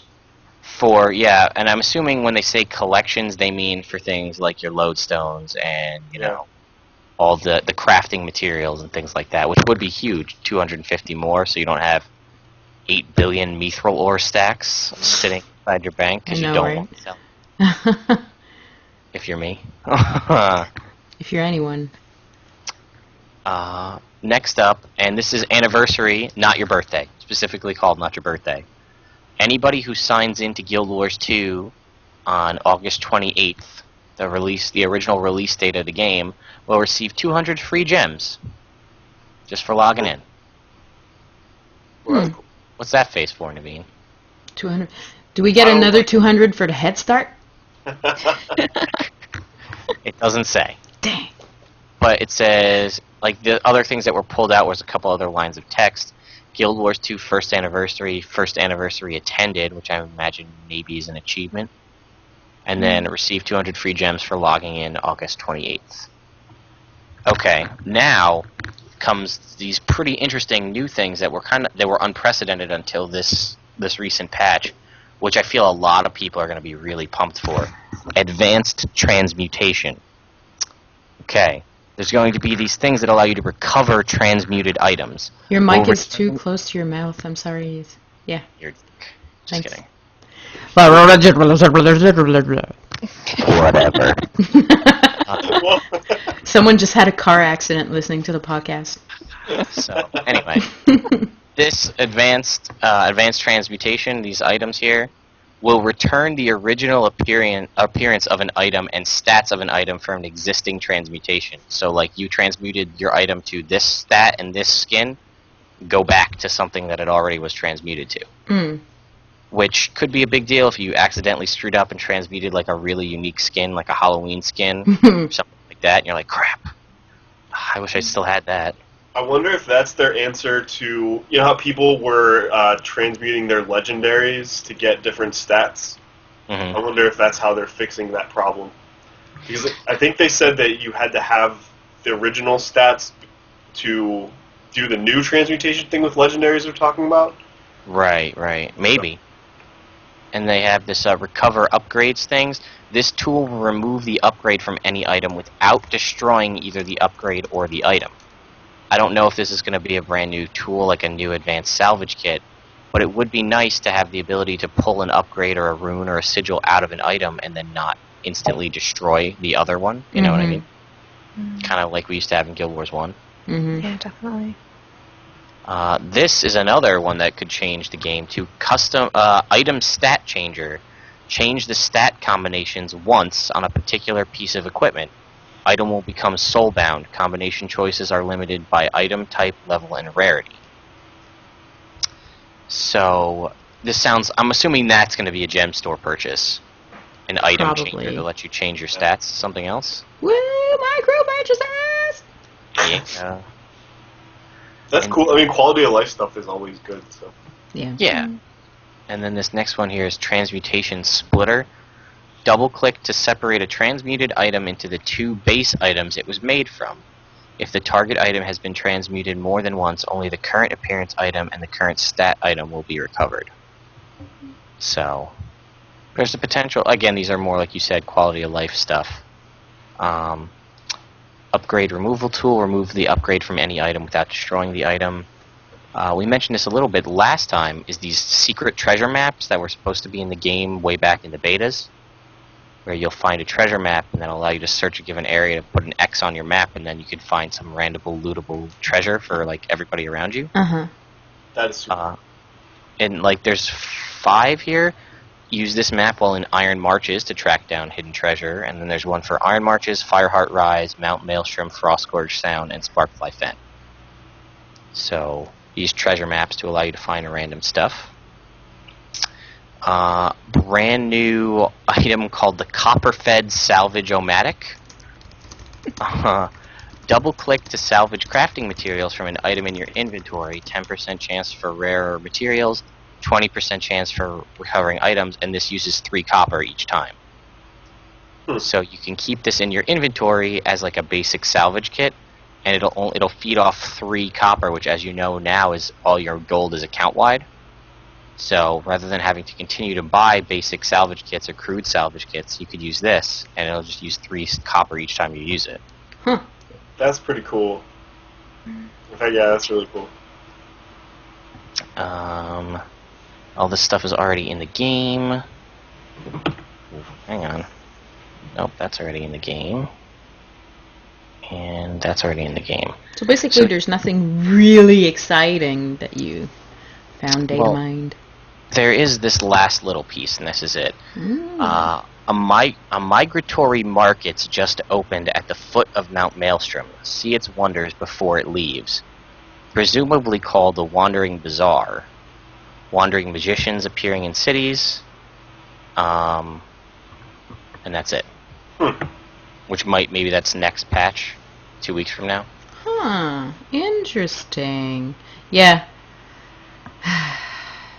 New updates, yay! People are saying things like, oh, random hair tonic, is that RNG for your hair?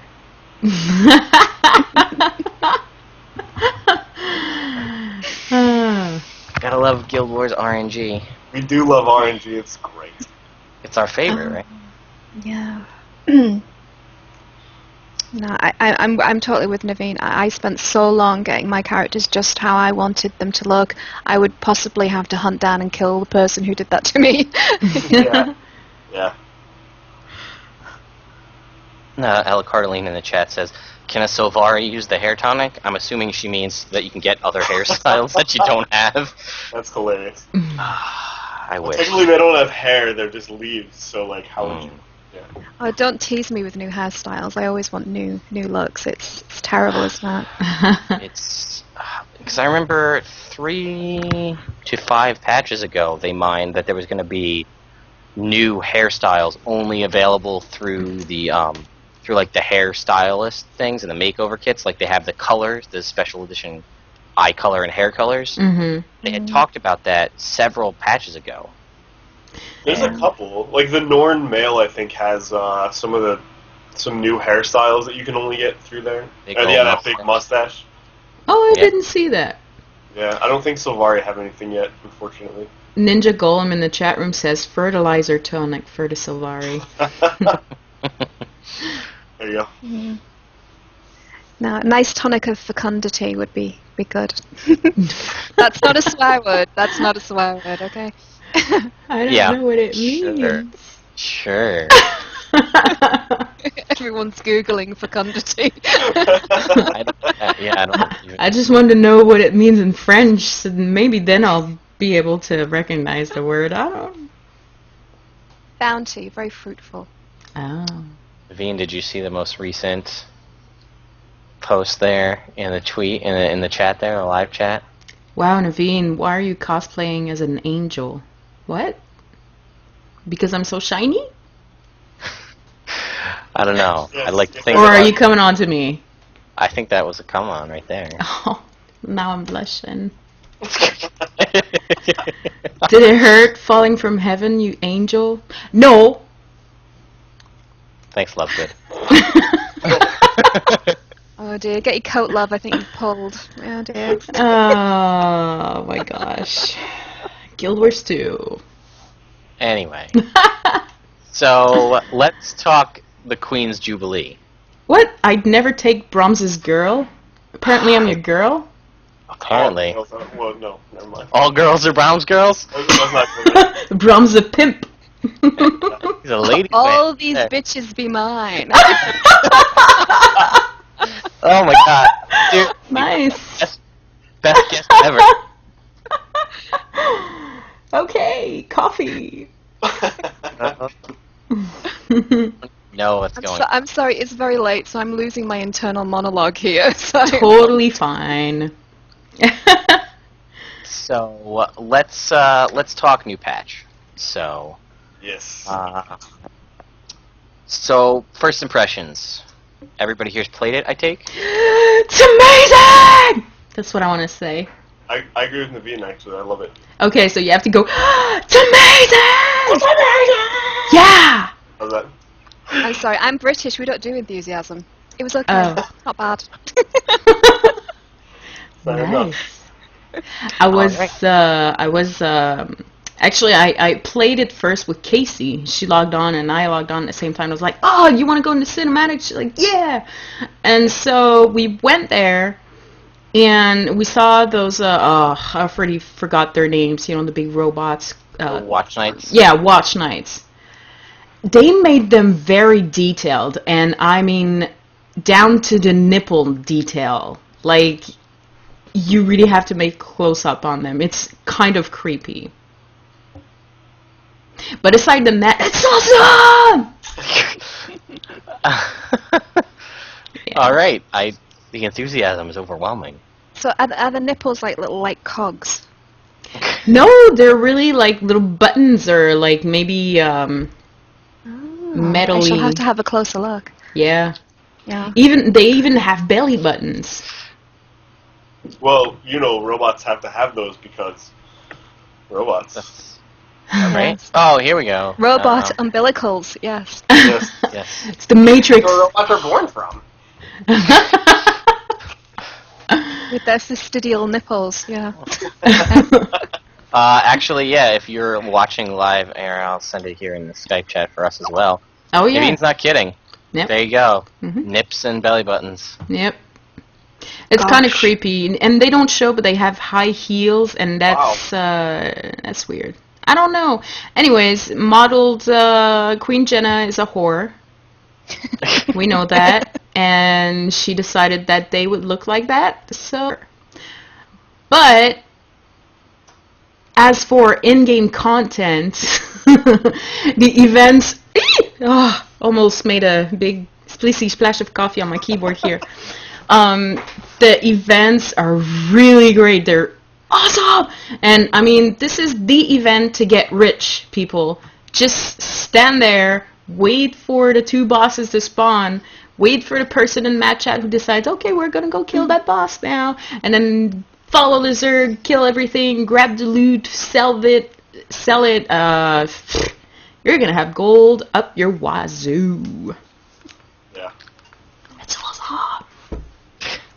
Sorry, I'm still looking at those boobs. Oh my god, they are so big. I just want to poke That's like them. the story of my life, right there. That's exactly how I feel About your all the boobs? time. Come on, Lag. I probably about boobs in general. You know, I'll just be like, well, and what were you guys? Just you're talking. What? I'm going to have to break this to you because, guys, nobody has nipples that face upwards to the sky. Nobody. It's a lie. It's a Hollywood fantasy. And Is yeah, it? yeah. Well, Only Canadians have that. and next you're gonna tell me that there's no watch nights in the real world. The hell? What? There isn't? Oh, damn. Anyways, as for Guild Wars 2 new patch content. Yeah. Yeah, I think it gave a lot of stuff to a lot of different people. Lovegood was just saying that the Gauntlet is the kind of solo play I've been waiting for forever. It's a real test of combat skills, reaction times, and patience, which is... It's nice to have something that is more challenging, because a lot of stuff we get isn't so much for a lot of people. Mm-hmm. But you've also got all the stuff going on downstairs where you can just jump into a big group and kill stuff. And then you've got all the new champion loot out in the world, and there's just so much stuff to do. I love it. Yeah, I definitely like... I haven't actually, I'll be honest, I haven't really experimented too much with the Gauntlet because I've been doing all the other PvE stuff, trying to get all the achievements. Yeah, that's one thing, though. Those achievements are really, Gauntlet. I'm trying to focus on one type of achievement at a time, either the Queen's Jubilee or her Gauntlet. Gauntlet. It's her Gauntlet. But, so I have a hard time, like, going... Well, it's not really PvP, but, I mean, her Gauntlet, and then you got the bosses, and then you gotta go out in the real world for the hot air balloon, and then you gotta catch rides to... Which, by the way, this is the only disappointing thing about the new patch, is that there's no big animation of you going into the hot air balloon, going to Divinity's Reach. I would have loved that. But aside from that, oh my god, I was like, why won't this be permanent? Logan. I saw Logan. And that damn Jenna, that whore.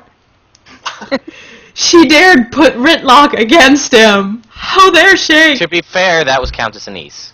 Shh. That was Countess all Anise is like her bitch. Maybe that's her real lover, and Logan doesn't know. Yeah. Anyways. But, I'd alright. rather have Ritlock, to be honest. Logan's a right wet wally. Yeah. I don't even know what that means, but I'm excited that you said it. That all has dropped. I used to like you, Fornax. I like Oh you my even more. God, he is such... He No, is see, so, no, can I no, say no. pussy whipped. He is completely pussy whipped. What a guy. I mean, come on, strap on a pair. I'm not listening. I mean, he's good looking. I mean, if he just stands there and doesn't say much, that would be fine. Listen, Most guys know. are like that. he has a great voice. Or doesn't. Troy Baker. Hello. I have this screenshot I took in game of my favorite scene with the kids in Lion's Arch during the one personal story mission. Oh, I know. I had to play it Shark recently, said, "I'm Logan and then I had to Dackerman, replay I'm it. gonna run away. Anyways, you guys are just jealous. Of what? Everything. Yeah. Let's talk new patch. Yeah, okay, we can do that. Thanks. So, how about the wallet? What do you guys think about the wallet? Greatest edition ever. I agree. It's nice. I mean, I have bank space now, which is always a good thing. Yeah, I was originally a little... I didn't know how gold was going to be, putting gold in there. I thought putting... Obviously, account-wide karma is huge. Because, you know, when you have 14 alts worth of karma, it all comes together. Yeah. That's pretty great. Mm-hmm. But I actually look... Oh, Yeah. sorry. I think Alacarolina brings up a good point. I know a lot of people really want the ability to store their gold in a separate area, and I can't imagine they're not going to add that sometime soon, because I think there's been a pretty big outcry for that. Personally, it doesn't bother me at all, but I know there's a lot of people that it does, so I think they'll add something like that soon. What would be the advantage of doing that? Some people like to just separate it for their own purposes. So, like, Oh, if you're right. working on a legendary, you want to put half of the money you make into that pool and half to spend or whatever. Uh-huh. They Yeah. used to have that in Guild Wars, didn't they? You could pop some money in the bank and leave it there. Yes. Yeah. I just posted an image for anybody watching live. I'll post it here in our Skype chat as well because. It's Of course. Spite me. Anyway, back to the patch. Oh. So, what's up? Tully says that the devs posted on the forums that they can't have a wallet and a personal gold bank at the same time for some reason. Interesting. It is. There was also the change to the golden title. We're not sure because it used to say 2 million coins. I believe it used to say when it was in your bank, which was 200 gold. Now it says 2 million gold or 2,000 gold or something. It's 2 million. To have it. It's 2 million gold. I don't know if that's just a glitch, but if that's the case, now that title's going to be almost impossible to get. Gosh, yeah, that is huge. That's what she said. What?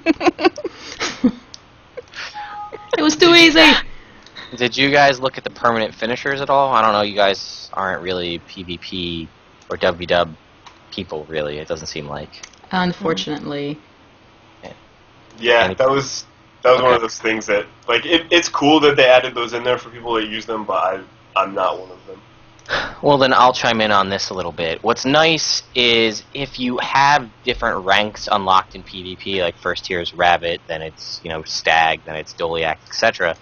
If you have that rank of PvP unlocked, you now have that finisher permanently available to any of your characters. So you can choose to switch that on. If you had any of the old finishers saved up from previous events, you can use them and then they get added into your finisher. Oh my god. What are you doing to our live stream? I see you putting a back array over me. You're so cute, Lagwyn. Oh my god. Wow. Did the douche factor just go up in here?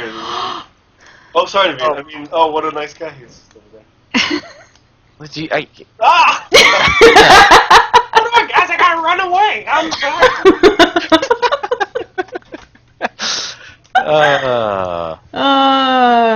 Guys really should come on the live show sometimes. Hey, what's up?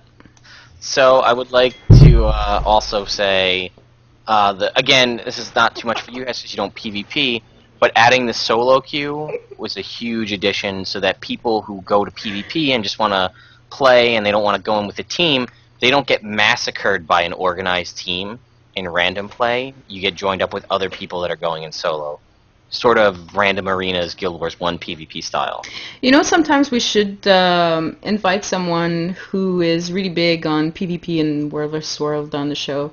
But then again, we shouldn't because last time that happened, their website died. Yeah. The only PvP I've liked is actually Guild Wars 2, and it was Jade Quarry, and I liked running the Juggernauts. I like Jugger running. I enjoyed doing that with my monk.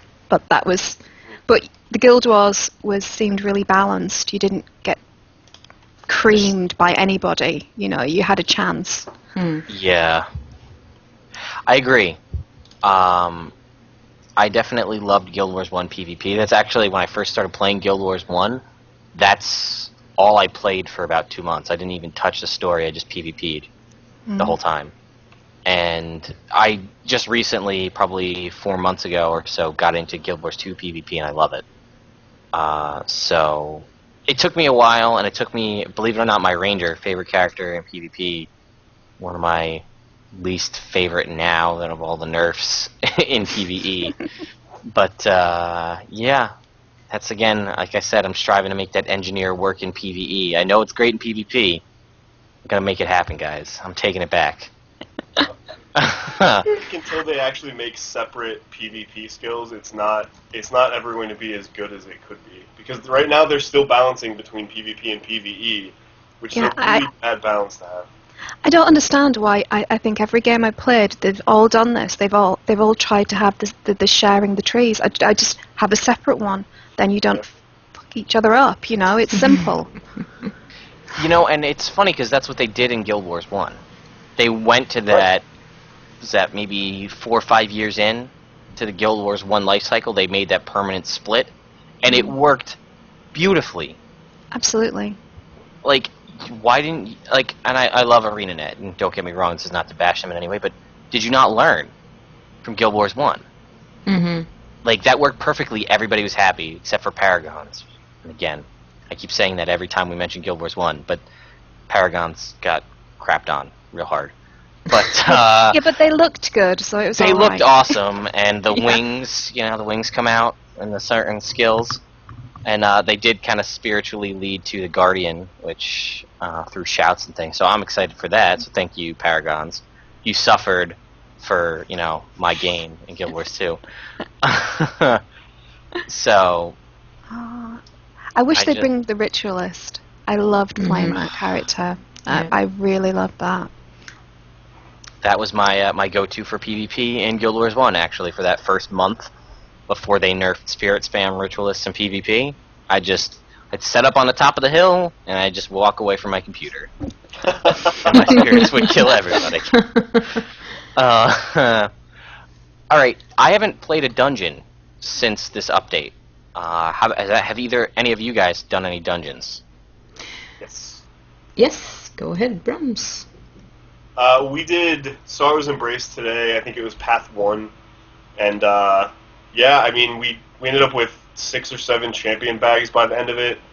I think it was a gold for going through it, and then the 60 tokens that you normally get. So it seemed like it was more worth it now with all the chance to get super awesome weapon skins and stuff. Mm-hmm. I think COF Path 1 was still super fast, 1 gold, 60 tokens for the first run. So, yeah, I think, to me, it's a better change all around. I never did the COF Path 1 farming ever, so that doesn't affect me at all, but, yeah, it seems like a positive change.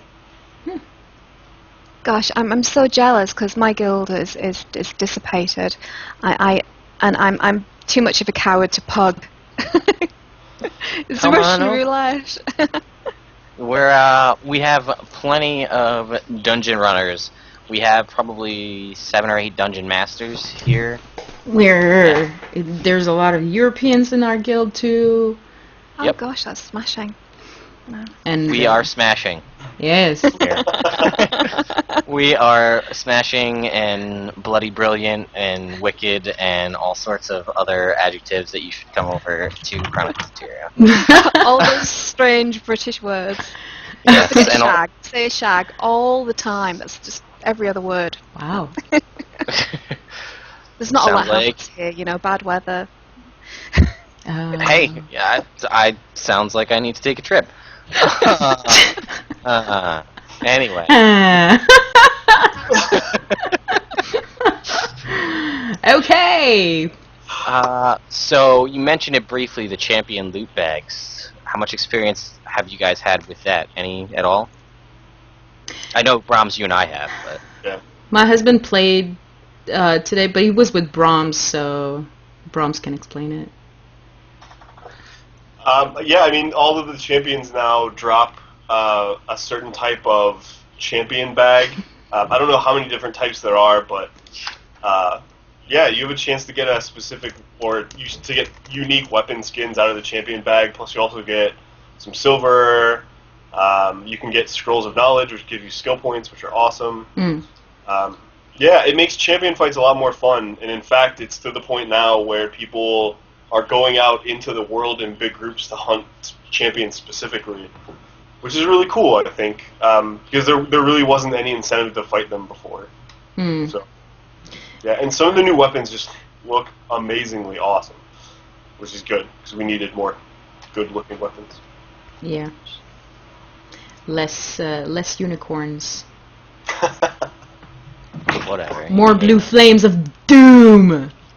There's some pretty cool skins. Have you had any, Fornax, any experience with the champion loot bags? No, I haven't. I mean, my play has been really sporadic since my friends kind of buggered off. So, because I mean, the game is beautiful by itself and it's fun and it's immersive, but to really get things done, you need to be with a group of people, and it's nice when you're with friends, isn't it? So. Mm-hmm. Yeah, it's Aww. It's okay. Chronicles of Tyriat has a very big shoulder that you can come cry on. Yep. Also, you will assimilate. Resistance is futile. um, You're gonna scare her away.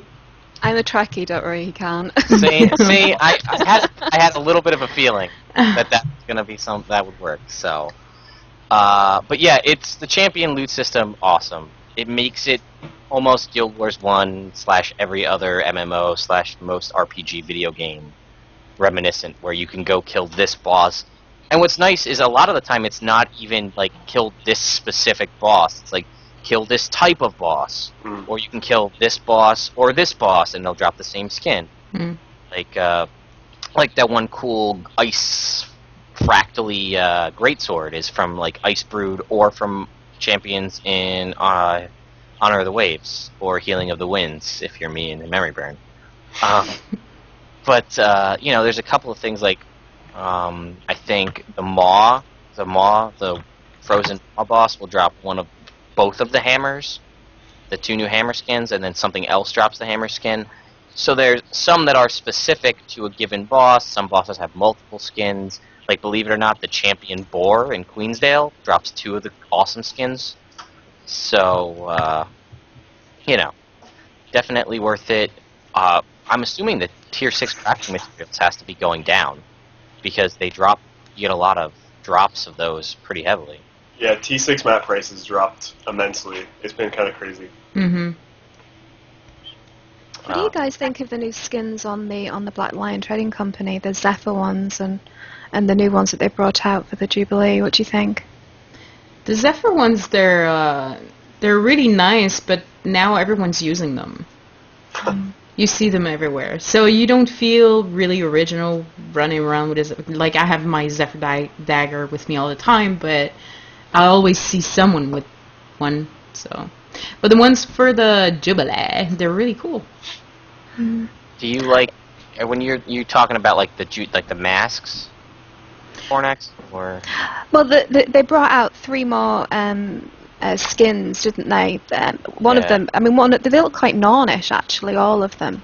But I tell you what pisses me off. They look so much better on the guys.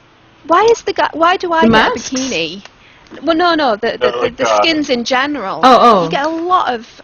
It's like the Halloween one. Mm-hmm. The Halloween one is absolutely epic on a guy. It's big horns and skulls, and on a woman it looks like it's an Ann Summers dress party. It's sorry, that's like sex toys and stuff. But it's really rubbish. Unless you're wearing medium armor, then everything looks alike. I'll agree with you on like 90% of what you said, because I think the Phoenix armor, I like that better on a female character. The light armor skin, I think it has the one with the feathers. Design. Yeah, because only the females get like that feather, like the leg armor gets the feathers, and they get like the kind of feathery shoulder piece, and they get the chest piece in the back has a cool Phoenix design. Mm-hmm. On everything else that's not a female Norn, Sylvari, or human, it's the same skin, and it's the male skin for all of them, just sized different ways. And I think the medium armor skin, it looks pretty cool. I like the medium armor skin. It's still a trench coat for everybody. Yeah, exactly. Yeah.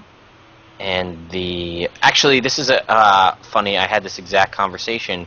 The medium armor legs, I think, it's on a male, they're like giant robot legs. It looks like your character has robot legs. The boots come up above your knee, and they look like you have like robot legs. For the girls, it's a tiny little boot. That's it. Yeah, I remember you showing me. You're like, look, I have robot legs. Come and see my character. I'm like, what? Yeah. It's like the tiniest of little tiny boots on a female, and on everybody else, giant robot Iron Man legs. What the hell? Pacific Rim, yeah. yeah. And I was like, I was building an engineer, a female human engineer, and I was like, these legs would look awesome. And then I'm like, or I could have tiny little high-heeled boots, I guess. Thanks. That's definitely what I wanted. Yeah. I don't mind them making these beautiful designs where, you know, you leave nothing to the imagination whatsoever, but I'd like a choice. Yeah. You know? Llama skin type bikini or something more meaningful, and please can I pick? You know? Yeah. Yeah.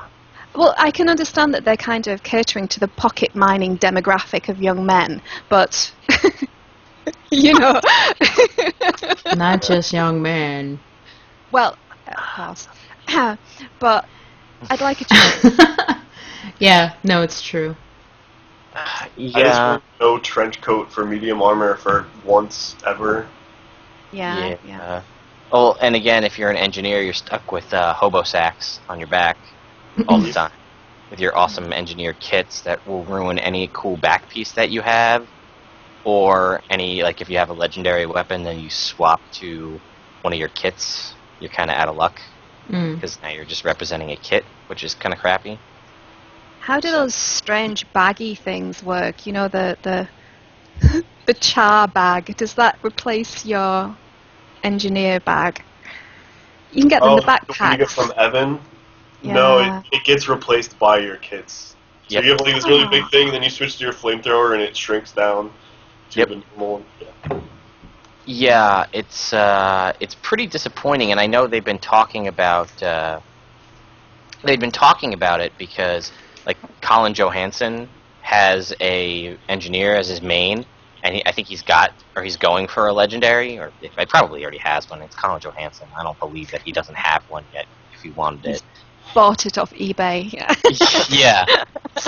The thing of it is, he's like, yeah, I can never show off anything because my engineer, it covers it up. And like I said, you switch to a kit, and you spend all this time getting the legendary shield and the legendary pistol or the legendary rifle, and now you have a grenade kit or a flamethrower. So, for like those 10 seconds before you enter combat, you can rock your legendary. And then you're carrying your hobo sack. Yeah.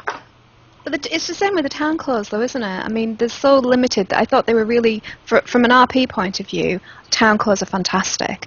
And I was really hoping that they would really let us get the period stuff, the stuff that everyone else is wearing. All the NPCs are wearing it, and I think they'd make a bloody fortune. But they haven't put any of it on the house. I don't understand on the Lagywn Trading Company. It's not there. It's a weird choice for them because, yeah, the stuff we have had has been very non-period. So, like, you'll have the bear hats, or you'll have, just these random things that don't fit in with the actual game if you're trying to roleplay at all. But then you see these NPCs walking around the town, and you're like, if I could have that, it'd be great. But they don't give you the option to. Yeah, that's annoying. Yeah. Actually, Naveen, can you throw the camera to me for a sec? Because I have... I should really move my mug. Yeah, you're going to cause a problem. Don't pull a jowl and ruin your keyboard. No. So I don't know if you guys will be able to see this, just because it was bothering me. Let's see if this comes up here. Maybe. What is this? Yeah. So can you see my robo legs right there? Yeah. There's my robo legs. Okay, that's what that is. Wow. Yep, let me pull up the inventory. That is the Magitech boots, the new boots. This is what they look like on a male, robot boots. Okay. Oh, your screen's weird. Different. They're pretty sweet looking. They're the tiniest of tiny high heels for a female character. Yeah. It's sweet robo boots for a dude. Well then. WTF, ain't it? Where are my robo boots on my female? No robo boots for you. Or, yeah, I mean, to the point earlier, why can't we pick which ones we want? Like, do you want the ones with the short shoes, or do you want the ones with the Magitech legs? Yeah. It's strange. This is real money I'm giving them. Yeah. You know, real money, not pretend money. I had to actually do something to get this. I want what I want. I'm throwing my money at the screen, and now I'm regretting it because I can't, I'm thankful that I can use other pieces of that armor set for other characters, because like I bought that armor set, and I'm really glad that I didn't buy it for sweet Robo Legs on the character I wanted them on. I'm Were you very guys- bitter about the Robo Legs. Were you guys shocked? When the first time I bought one of those armor skins, I thought it was going to be like it was in Guild Wars 1. I thought that I bought one and then everybody got it. Mm. No. Yeah. And I was like, wow, that's going to be expensive. I kind of feel Yeah. ripped off. It should be account Yeah. bound and not just soul bound. I totally agree. I totally agree. And I mean, we've had this argument before too, but I mean, some of the like the costumes would be nice if we could wear them in combat, like we could in Guild Wars 1. Mm-hmm. Some of them look awesome, like the town clothes. Yeah. Yeah. So, all right, have you guys gone in the Crown Pavilion at all? Obviously, I know some of you. I know Naveen and Brahms you have. Fornax, I don't know about you. Yes, cause Yes. Yes. That's the one I skydived into. Oh. Yeah, it's pretty long fall. Yes, it is. It's fun. So, what do you guys think about the crazy amount of veterans and the champions and all that stuff? It's awesome because my monthly is done. Monthly Veteran Slayer. Yeah. I'll go pretty quick in there. Wow, it was really quick, and if you go with your high-level character, you get, pretty nice loot. They're not exotics or whatever, but I mean, that's how you make a lot of money during, the Crown Pavilion. So.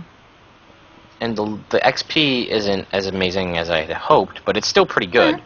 Yeah. If you go with a lower level character, Yeah.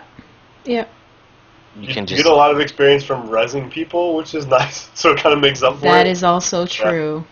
Yeah. I mean, you pop an experience booster and use some, food that gives you boosted experience, you can be... I mean, if you go really nuts on experience boost, you could probably walk in with all the different ones at like 200% experience from kills. Oh, you know what I like? When I open a bag and I get a skill point scroll, so I can give it to another of my character. Or, did you guys... Well, I didn't, but did you guys buy the pass, the Royal Pass for 2 weeks? Yeah, and I don't know how I feel about it. Nick actually found one as a drop. So What? they drop. They do. drop? They do. Yeah. Like at the base? Yes. Wow, that's pretty cool. I didn't know that. I didn't buy one, but you say they're not really worth it, Lag? I did because I'm planning on doing this whole review thing, so I bought it so I could show it off and go in. It's like you are the laziest Guild Wars character, or you do nothing but play the trading post. Because what it is it's there's a portal that leads you to any one of the major cities and takes you in there. Okay? So what's nice is the pass, it will instantly teleport you to the Royal Terrace. So if you're really lazy, like I am in this instance, and you don't want to walk to get all the way out of the Crown Pavilion, you just double click it and now you're outside in Divinity's Reach. So you can waypoint wherever you want to go. So you don't have to run, because God forbid I have to run all the way to the exit of the Crown Pavilion. Oh, it's all it's the way so on the other long. side of the map. I know. Because your finger will get very tired. Poor finger. I know, right? I don't always type in map chat, but when I do, www. And you don't want to take advantage of the reduced cost waypoints? Well, you can't waypoint out because it's an instance. Oh, that's true. So you can only waypoint to the center and then walk out, or I can That's double true. click Forgot. my Royal Pass and then be on the outside. But essentially, what it is there's two sets of stairs that kind of come up to a circular inn, and at the top you have the guild bank, your personal bank, the trading post, a merchant, laurel vendor, weaponsmith, armorsmith, and then like out on the sides you have all the crafting things. Like there's there's 4 of the crafting professions on this side and 4 of the crafting professions on this side. Mm-hmm. And there's a Mystic Forge, as well as like the merchant that sells you the Mystic Forge recipes, and that's what it is. Sounds like a mini guild hall. Yeah, I mean, it's everything you could want, all in a convenient location, but that's all that it is. You have access to that for 2 weeks. So it's purely convenience. Like I said, if you do a ton of Mystic Forging, you're doing a ton of crafting. It is an account-bound thing, so if you're trying to level up alts through crafting, it's not bad because you're right there. Your bank, all the crafting materials, the Mystic Forge, and the trading post are all nearby. But for me, who I have, like, my main character has everything I want. I'm not really crafting. I don't play the trading post enough to need that. But it's just all that in one location, and you can access it from any of the main cities. Does it have a cooldown? No, you can just click to go there, I think. So, like I said, I mean, you might even be able to use it to get out of, like, a scrape if you were in a fight and you didn't want to die. You might be able to, like, use it to jet out of there, if you wanted. I don't know why. It's not like you're really striving for your survivor title like you were in Guild Wars 1. You'd like, I gotta get out of here! But it is, like, but for the most part, I could just go to Radisum, and downstairs in Radisum, the trading post and the bank are right next to each other, so I could just do that. But it's a convenience thing. But there's nothing, like, super crazy about it. Like, oh man, I'm glad I got this because there's a special vendor in there that only gives me this item. You know what I mean? I don't know. Whether or not, it's up to you. You guys can make your own decisions about it, but it is purely a convenience thing. If you want to have everything next to one another. Oh, well. Yeah. So that's the Royal Terrace in a nutshell. And then how about Queen's Gauntlet? Brahms, I'm going to rely on you more for this. If Fornax or Naveen, you've tried the Gauntlet at all. It's tough! It's super tough! And I was watching the stream before they released the new patch, and one of the devs was saying how if you see someone with the mini that you get when you complete the achievement, it's because they're a badass, and I totally believe them, because it's tough. And I actually got my husband to play for me for the Gauntlet. I'm cheating! Because he completed it. I think he was the first in the guild to complete it. Yeah. But yeah, it's really tough. What were your impressions? I haven't heard any about this because I've been like packing my house away. What do you do in there? Sorry. Well, Rams, you want to explain? Yeah, basically, you go up to the upper part of the pavilion, and you can talk to one of the ringmasters there, and they'll put you in. It's a little arena, basically. It's your own little space, but people can watch you if they're standing above it. And you'll have just a little mini boss fight there, essentially. And each one, I think there's 10 or 12. Each one is different. So you kind of have to learn the strategy for that boss fight, and it's only you, so you can only rely on your own skill, essentially. Right, so that's what all the cage fighting is about on the top. Yeah. Exactly. Ah. But what's cool is that you can add these things called gambits. So you could maybe add a gambit that you can't dodge roll, or you're exhausted, or there's maybe one where you're crippled, or you're on fire, to make it more difficult. And there's obviously achievements for doing that if you make it harder. But yeah, it's really cool. It's basically something where you can just test yourself, and there's no one else there that can interfere. Yeah, and those gambits are.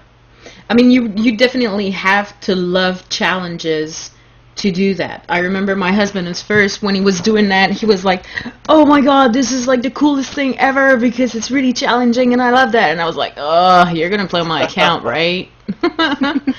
So yeah, it's definitely not for everybody, but I know a lot of people have been enjoying it because they've been looking forward to something specifically like that for a long time. So. I guess, I mean, and unfortunately, I believe this is all temporary. Yeah. But it's essentially that. I mean, I can't say that I know that for a fact because this is a whole zone of Divinity's Reach. Whether or not you're able to go back into it afterwards, we'll have to find out in 2 to 4 weeks. But it is kind of that, 1v1 end game, if you will, content.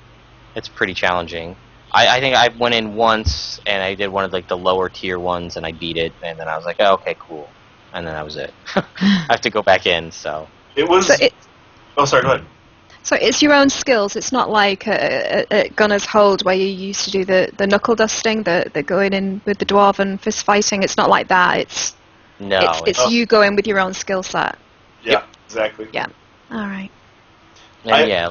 For me, it was one of the more. It was one of the better accomplishments. Like when I finished it, I had a feeling that I haven't really had in that game before of accomplishment, and I like that in that game because it was just something you do alone. So when you beat it, you're like, wow, that's awesome! Like finally did it, which they needed in that game. So yeah. Yeah, and like Brom said, you can add. I think there's up to 7 gambits, which, like he said, could be you can't dodge, or one of them I think is you're constantly burning and constantly taking damage, and you can stack. Can you stack all 7? Yeah. Really, the achievement that you can get is if you stack 5, but you can go up to whatever 7. Yeah. So you could stack the 7 gambits on you to make it even that much more difficult if you wanted. Yeah. And there are, from what I read from the achievements, like some of them might be beat this boss using this gambit, and that'll get you the achievement for it, kind of thing. Gosh, packing house tomorrow or playing Guild Wars. Decisions. Gosh, it's going to be really tough. What is it now? Close to 4 a.m. You're gonna be way too tired to pack the house. It's 4:20. Oh my gosh. Yeah, we should wrap it up soon. Nah, we're having a good time. I'm very much enjoying. Gotta let a girl sleep. Jesus Christ. I guess. No, I'll finish when you guys do. I'm absolutely fine. Surprisingly, and I don't even have a cup of tea. I know. It was too easy. It was too easy. It was too easy. Sorry. Immaturity level higher. I mean, that was the best setup for one of just what you guys do. Come on now. Like, you can't be. That's one of the best whatever. accidental setups. Yeah. I really didn't mean it like that. I am very sorry. Just have a dirty mind. Yeah, it's pretty much this podcast in a nutshell. Yeah. Don't forget the gravity-defying boobs as well. Yeah. So now you're just bringing sky-facing nipples. right back to the boobs again. It's coming full circle now. So, was there anything else that came out about this patch that we haven't touched on? I'm trying to think. There's the little hot air balloon things out in the world that are kind of cool. You basically have to assist emissaries or fight the Queen's champions. They're kind of neat.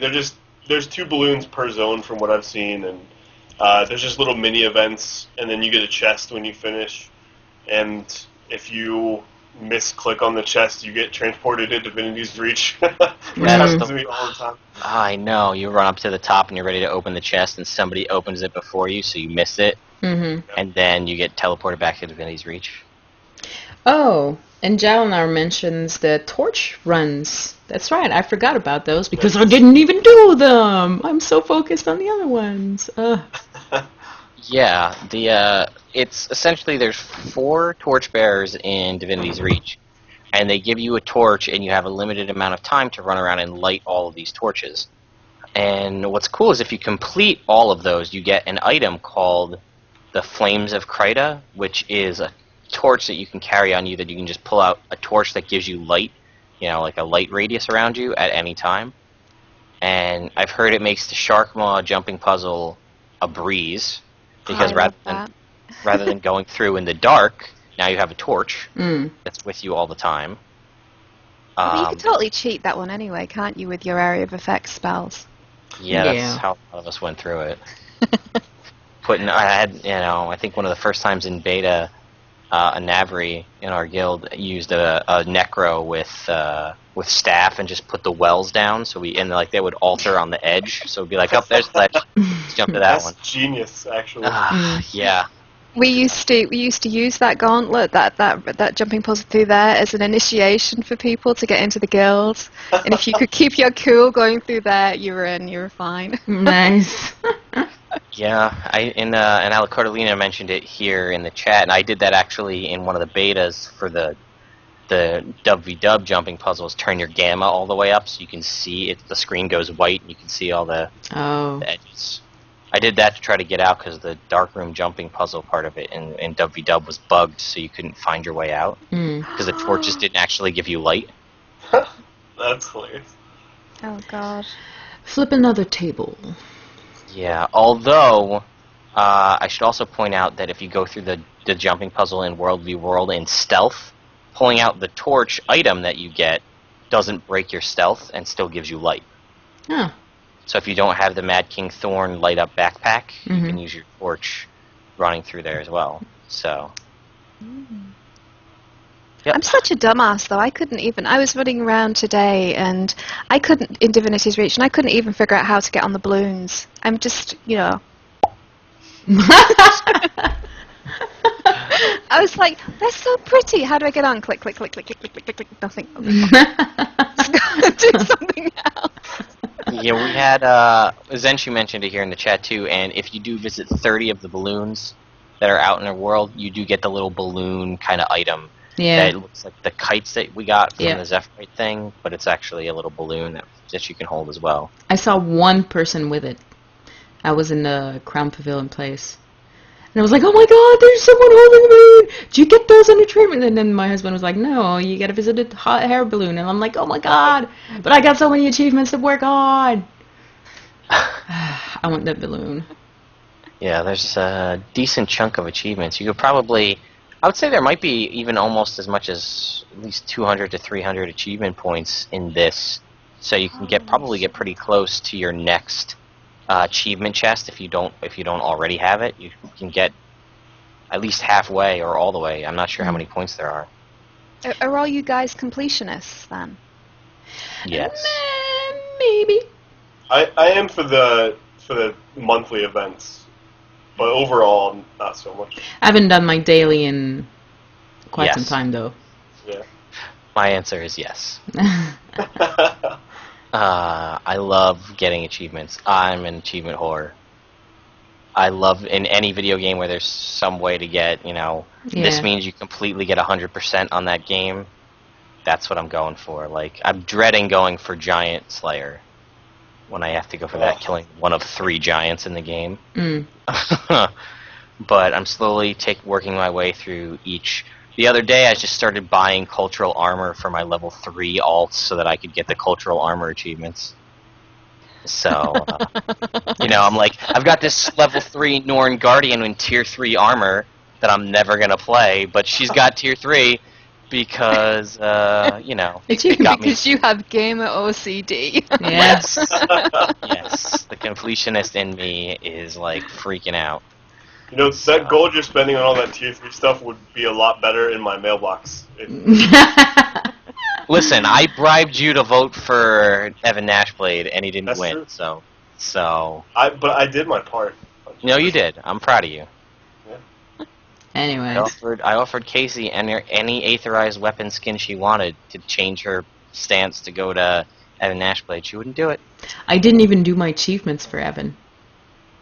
Wow. Well, that's a I lot of voted for achievements. Ellen as well, actually, sorry. Yes. Arrogant. Because you're awesome. Arrogant git. Screw him. Uh-huh. That's right. He's already Abaddon. loaded anyway. Fucking. Yeah. Abaddon.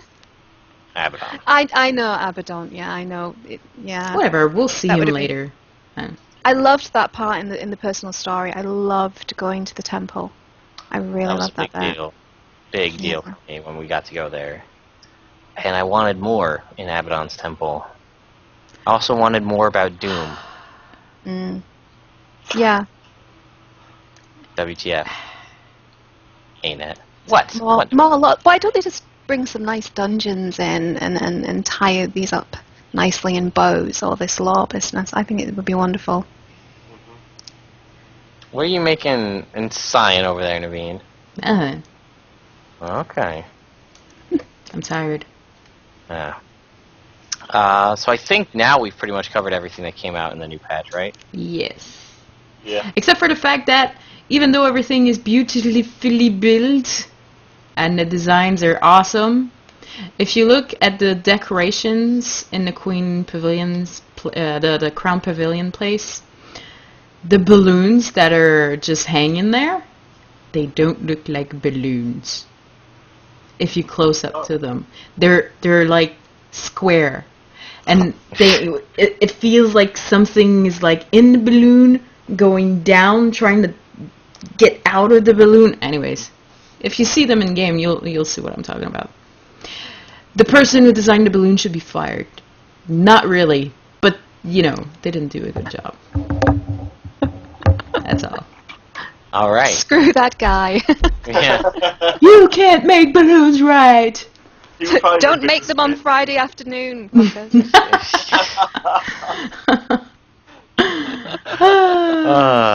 Okay, so it's late, Yeah, I think especially for Fornax. I think, guys, this may. I'm sad to see it go. Shed a tear, but I think we're gonna have to close this one out. Yeah, everyone in the chat room died. They're We still got sleeping. 23 people watching right now. Oh, okay. Or So. sleeping while they have their internet open. They're just Then they can- hoping that we're going to talk about smut again. Skyward facing boobs and such. Yeah. Nipples, darling, nipples. Nipples. I'm sorry. Nipples. Anyway. See, look at that. We get What? boobs? Boobs? Pop up in the chat room. Exactly. See, that's all it takes. I think I'm gonna put boobs as a tag when we I'm put back. this on YouTube. You could just call this one the Boobicles of Tyria. And the boobicles of Tyria. You know what? I'm gonna do that because I think the amount of views we'll get will probably be uncharacteristic. Over 9,000. You just gotta Yep. pander. Pander down. Yep. Yep. Tags, CoTPodcast, boobs, skyward facing nipples. Yeah. I'm not kidding. You guys think I'm not laughing. You guys are laughing. Oh I'm my not gosh. laughing. Dominatrix. There you go. Oh god, I can feel the YouTube views already happening. Yeah, I know. Alright. So, I think... Does anybody have any last comments before we go to close this out? Thanks, Fornax, for staying up this late and staying with us, and it was very nice to have you on the show. Probably we'll have you in the future as well, but we'll wait until you move, of course. Yes, and once you join Chronicles of Tyria. Yeah, you better join Chronicles of Tyria. That would be really cool. I'd like to. That'd be fun. In-game Yeah. Lagwyn, Naveen, or... Wait, Brahms, what's your... Oh, don't even try to spell it. Tell him, because she won't get it. It's Audrin Pendelhaven. Yeah. Audrin not a- Pendelhaven? Hundred. You should That just is make an anagram for like anal sex or something like that. Wow, new tag. Oh, okay. Just Like- just PM No. Lagwyn. just change character name. Carolina's like, I'm done. Maybe we should I'm make quit. a character Bye as an forever. alt just called Brahms. Navri, anal sex, what? I had one, but then I changed it because I didn't play that character anymore. That And I was- can't call my Oh. Sylvari Brahms because she's a girl, and it's not a girl name. Just reserve the name. Before I do. Or Master Brahms is that old Char Mesmer, Yeah, right? Mm. Yeah. But he's different. I changed his. Anyway, that's not important at all. I call my Sylvari Asphodelus. All right. Flower. There you go. Yeah, I was gonna say. Sounds good. Hey, do we have a question for the week? Oh, wow. We should my brain has just not been on question of the week at all this episode because of Because it's been on Skyward. Well, yeah. seeing nipples. Yeah, it sounds like a really interesting yoga pose, is what it sounds like. Or the next Zelda game. Yeah, right? Skyward nipples. Legend of Zelda skyward facing nipples, Yeah. or Oh. start in a go from an Warrior 2 stance to skyward facing nipples. Mm-hmm.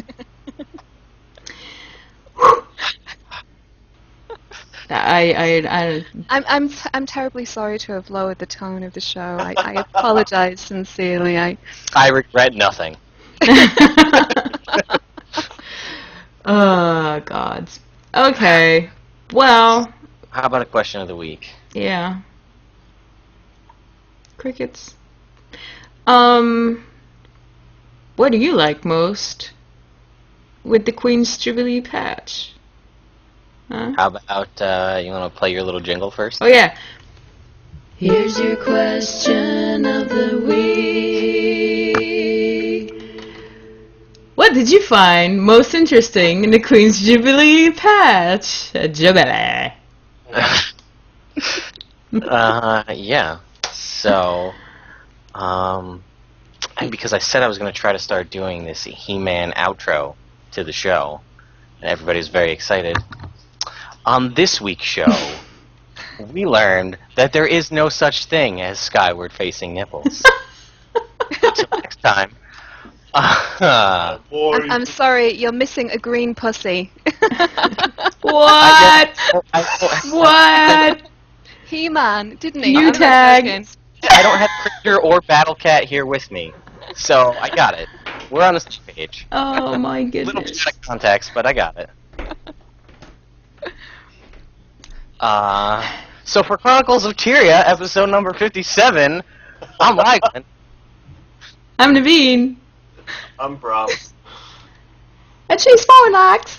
Oh, Fornax, yes. Hi. Well, 4:30. 4:30.